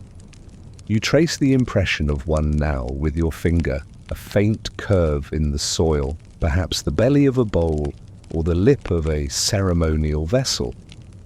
Who made it for whom? For what some vessels were used in feasts, others in burial. Some never touched food or flame, they were purely symbolic offerings to ancestors or place markers for the spirit world. And here's something curious, many of Cahokia's ceramics show signs of being standardized. Historians still argue why. Was it mass production for large gathering, central distribution, or the result of one especially trendy workshop churning out pieces everyone just had to have? There's a fringe theory that suggests these standard pots weren't just functional, they were ideological. That their shape, their symmetry, even their precise curves were designed to echo celestial patterns. Pot not just as a bowl, but as a diagram of the universe. You'd like to believe that every time someone ladled cornmeal from its clay basin, they were part of a ritual they didn't even know they were performing. As you move through this area, you begin to see more the discarded flint chips from toolmakers, the smooth holes worn into sandstone from hours of grinding, the vague outlines of workbenches long since rotted. And near one charred patch, you find the ghost of a fire pit, likely a kiln, where temperatures reached the point of alchemy. This is where earth turned to vessel. Imagine a woman kneeling here, hands red with clay, sweat gathering at her temples, her child nearby humming nonsense while crushing dried corn with a round stone. The kiln glows, the pots inside are nameless, but destined for use held, past, filled, broken. Every object a future heirloom, or trash, or both. And here's something rarely said, the makers of Cahokia weren't anonymous because they lacked identity. They were anonymous because their work lasted longer than names ever could. You reach into your pocket and pull out that stone from earlier, the one you picked up near the observation mound. It belongs here somehow. Maybe it was a smoothing tool, or just a piece of broken debris that someone used absent-mindedly to scratch a pattern in the dirt. You set it down gently beside the kiln scar. A small offering, not to the gods, to the makers, because while Cahokia is known for its monuments, its grandeur, its alignments and mysteries, none of it would have existed without people who got up early, burned their fingers and still showed up again the next day. In a nearby excavation trench, archaeologists once found a potter's thumbprint preserved in the clay of a collapsed bowl. Not painted, not intentional, just left behind, a mistake, a trace, a tiny ghost. You close your eyes and press your own thumb into the dirt. It leaves no mark, but you know it's there. And in a city like Cahokia, where even trash had spirit and silence had structure, that's enough. You walk on quietly now past the fire-scarred earth of kilns and the hush of broken pots past, where calloused hands once shaped futures out of mud. You're deep into Cahokia's softer zones now, not sacred, not social, but strangely in between. The places where things didn't happen so much as change. And that's fitting. Because this is where Cahokia itself began to change. You crest a small rise, the air thicker, somehow less breezy. It feels like you've stepped behind the curtain of a play that once ended beautifully, but the props were never taken down. The soil here bears layers of silence, not emptiness, not ruin, but the residue of choices deferred, of momentum lost. You've arrived at what archaeologists call the abandonment layers. There's no broken wall, no battle marker, just a subtle shift in the sediment, a lower concentration of trash, a tapering of building material, fewer footprints. The rhythm goes off beat, and just like that, the city begins to fade. Historians still argue over why. Some say resource depletion. The forests that once surrounded Cahokia felled too quickly for construction, for firewood, for space, never recovered. No trees, no fuel, no cooking, no pottery, no warmth, no future. Others point to climate shifts, a little ice age. Droughts, floods, strange summers that baked the crops, and autumns that came early and harsh. And then there are social theories, internal unrest, power struggles, a breakdown of elite authority. Maybe the people simply walked away tired of ceremonies that no longer echoed, done with feasts that now felt like chores. Or maybe it was disease, or too many mosquitoes, or too few deer, or all of it at once. Cahokia didn't burn. It didn't collapse with fanfare. It simply unwound. You walk through what would have been a residential district, once dense with families, dog smoke stories, now marked by absence so complete it hums. In one dig they found a home that seemed to have been cleaned out before, abandonment tools, missing hearth, cold pottery carefully removed. No signs of fire or violence, just tidiness. As if the family knew they wouldn't return. And then nearby a home that was left in haste. Food spilled in the corner, a broken bowl underfoot. Something happened. But what? No record, no legend, just layers of departure. One fringe theory suggests Cahokia didn't fall so much as disperse its people, migrating outward, carrying knowledge and story and rhythm into new lands. Some believe they became parts of other nations, blended into new villages, rebuilt their cosmologies in smaller, quieter places. The city died, but its people didn't. You sit now on a patch of ground that was once a crossroads, the meeting of two footpaths that no longer exist. You can feel it strangely, the tension of traffic, the place where voices would have met, where goods were traded, where eyes exchanged glances that sparked romances or arguments or stories. Now it's only grass, but not empty, because Cahokia sank into the soil not out of shame, but as a kind of offering. You imagine one of the last people to leave, maybe a mother, maybe an old man, maybe a teenager, bored with the rituals and longing for something new. They stand at the city's edge. They look back. They whisper something, a goodbye, a promise, a laugh, and then they walk on. You realize now that Cahokia's legacy was never just its mounds or its mysteries. It was the quiet decision to let something end without violence, without collapse, without blaming the stars. Just an exhale. You lie back on the grass that covers one of the final residential zones. The stars above are the same ones they watched. The wind is the same one that carried their smoke. Somewhere someone still sings a song that started here or something very much like it. And beneath you, in the soft hush of topsoil and memory, Cahokia sleeps. Not broken, just complete.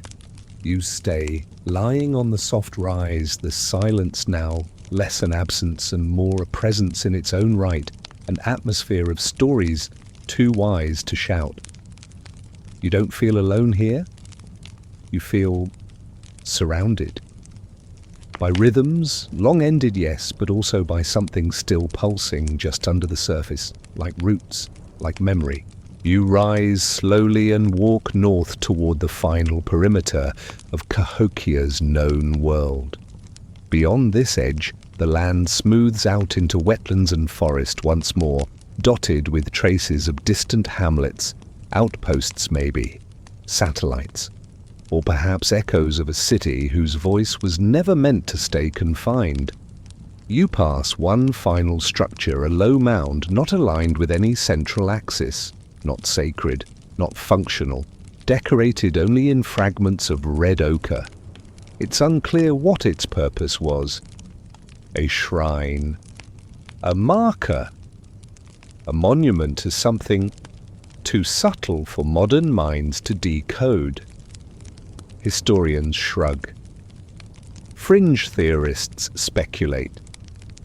You simply stand there listening, because it speaks to the final question. What remains? When Cahokia emptied, when the plazas fell silent, when the sweat lodges cooled, when the wood-henge posts rotted into ghost circles, what did the people take with them? Some answers are in the archaeological record corn cultivation practices that show up in later Mississippian sites, pottery styles that migrate westward, shell ornaments found hundreds of miles away. But some answers aren't tangible, they're in ideas, in ways of looking at the sky, in methods of gathering, in the confidence that human beings can build with vision and can also choose to stop building without shame. Some cultures leave behind ruins of stone. Cahokia left behind a pattern, one that isn't always visible but reveals itself in how people meet, build, share, and eventually release. You kneel beside the mound dusted in ochre. Touch the red soil which stains your fingers faintly, like pigment, like blood, like the memory of something that was never meant to be permanent and therefore became eternal. A breeze moves through the long grass. The last fireflies blink uncertainly. You walk on one step at a time, no destination in mind. Just this idea, gently pulsing in your thoughts that Cahokia wasn't built for us, but it can still teach us. It teaches us that monumental scale and human intimacy aren't opposites, that beauty can emerge from soil, from silence, from collective will, that mysteries don't always need solving, sometimes they just need witnessing, and you, by dreaming your way through this sleeping city, have done just that. You pass into a section of low trees. The path dissolves, the night thickens. Cahokia fades behind you, not as a loss, but as a gift you now carry. In your breath, in your pace, in the red dust under your nails. The woods ahead swallow you gently, not like a warning, but like a slow curtain drawn after the final note of a lullaby. You're outside the known grid of Cahokia now, beyond the buried mounds and plaza ghosts, beyond the circles and chants and clay memories. But somehow it all follows you, stitched into your steps like the faint smell of wood smoke, clinging to woven clothes. The trees are taller here, older maybe, or simply more aware. You walk softly beneath their boughs, listening to the crackle of twigs and the rhythmic hush of wind threading through leaves. You imagine the people who left this place centuries ago also passed through here barefoot quiet, carrying bundles of corn babies on hips, memories under tongues. One theory, whispered in back rooms and speculative conferences, is that Cahokia wasn't just a city but a season, that it emerged for a moment in human history like a bloom vivid and necessary, and then was allowed to wither on purpose. A cultural inhale and exhale. It's not that the people failed to preserve it, it's that they chose not to trap it. There's a strange humility in that, a kind of wisdom that modern cities don't often entertain the knowledge that what is sacred does not always need to be saved, that what is great does not always grow. You pause at a clearing, now natural or curated, you're not sure. And there in the soil something glints, a flake of obsidian sharp and gleaming as a fallen thought. You pick it up, turning it between your fingers. Not a weapon, not a relic, just a moment, one sharp enough to cut through time. You slip it into your pocket beside the smooth stone from earlier. Your Cahokian souvenirs, one broken, one sharp, both forgotten by someone who might have walked this same trail with the same full heart. And here, as you prepare to drift from this dreaming place, the final scene begins to dissolve. There is no collapse, no final battle, no mourning, only a slow fade like a drum beat softening into silence. Cahokia is still here, in the earth, in the stars, in your breath. In the way you now understand that a city doesn't end when people leave, it ends when we forget to listen. And you listened. You stayed long enough to hear the last footstep, the last shovel scrape, the last laugh echo through a sweat lodge that no longer stands. You remember the offerings, the refuse, the beads and bones and buried dreams. You remember the mound builders who lifted a world with their bare hands and then vanished not into tragedy, but into legacy. Because some stories don't end. They simply go quiet and wait. So now, dear traveller, lay your head upon the soft shoulder of night. Let your breath slow with the rhythm of buried footsteps. Let your limbs grow heavy, your thoughts lighter, as if Cahokia itself, gentle and immense, has wrapped you in a woven cloak of earth and ash and time. Imagine the grasses swaying gently across Monk's Mound, their tips brushing against sky, whispering stories too old to hold in words. Imagine warm clay under your palms, your fingers, shaping what will not last but will be remembered. You are not alone in this darkness. The stars above still watch, just as they watched the builders, the dreamers, the children, chasing fireflies through plaza dust. Let your heart settle like silt at the bottom of a sacred pond. Let your worries dissolve the way fires once faded beneath sacred ash, circles slow and inevitable. You have wandered through 900 years of breath, through cornfields and kilns, through graves and games and ghosts, and now you return, not to your room, not to your bed, but to the ancient comfort of knowing that all things move in cycles, even cities, even souls, even you. Sleep now with Cahokia at your back. You carry it with you in the silence, in the soil, in the stillness between dreams. End of script.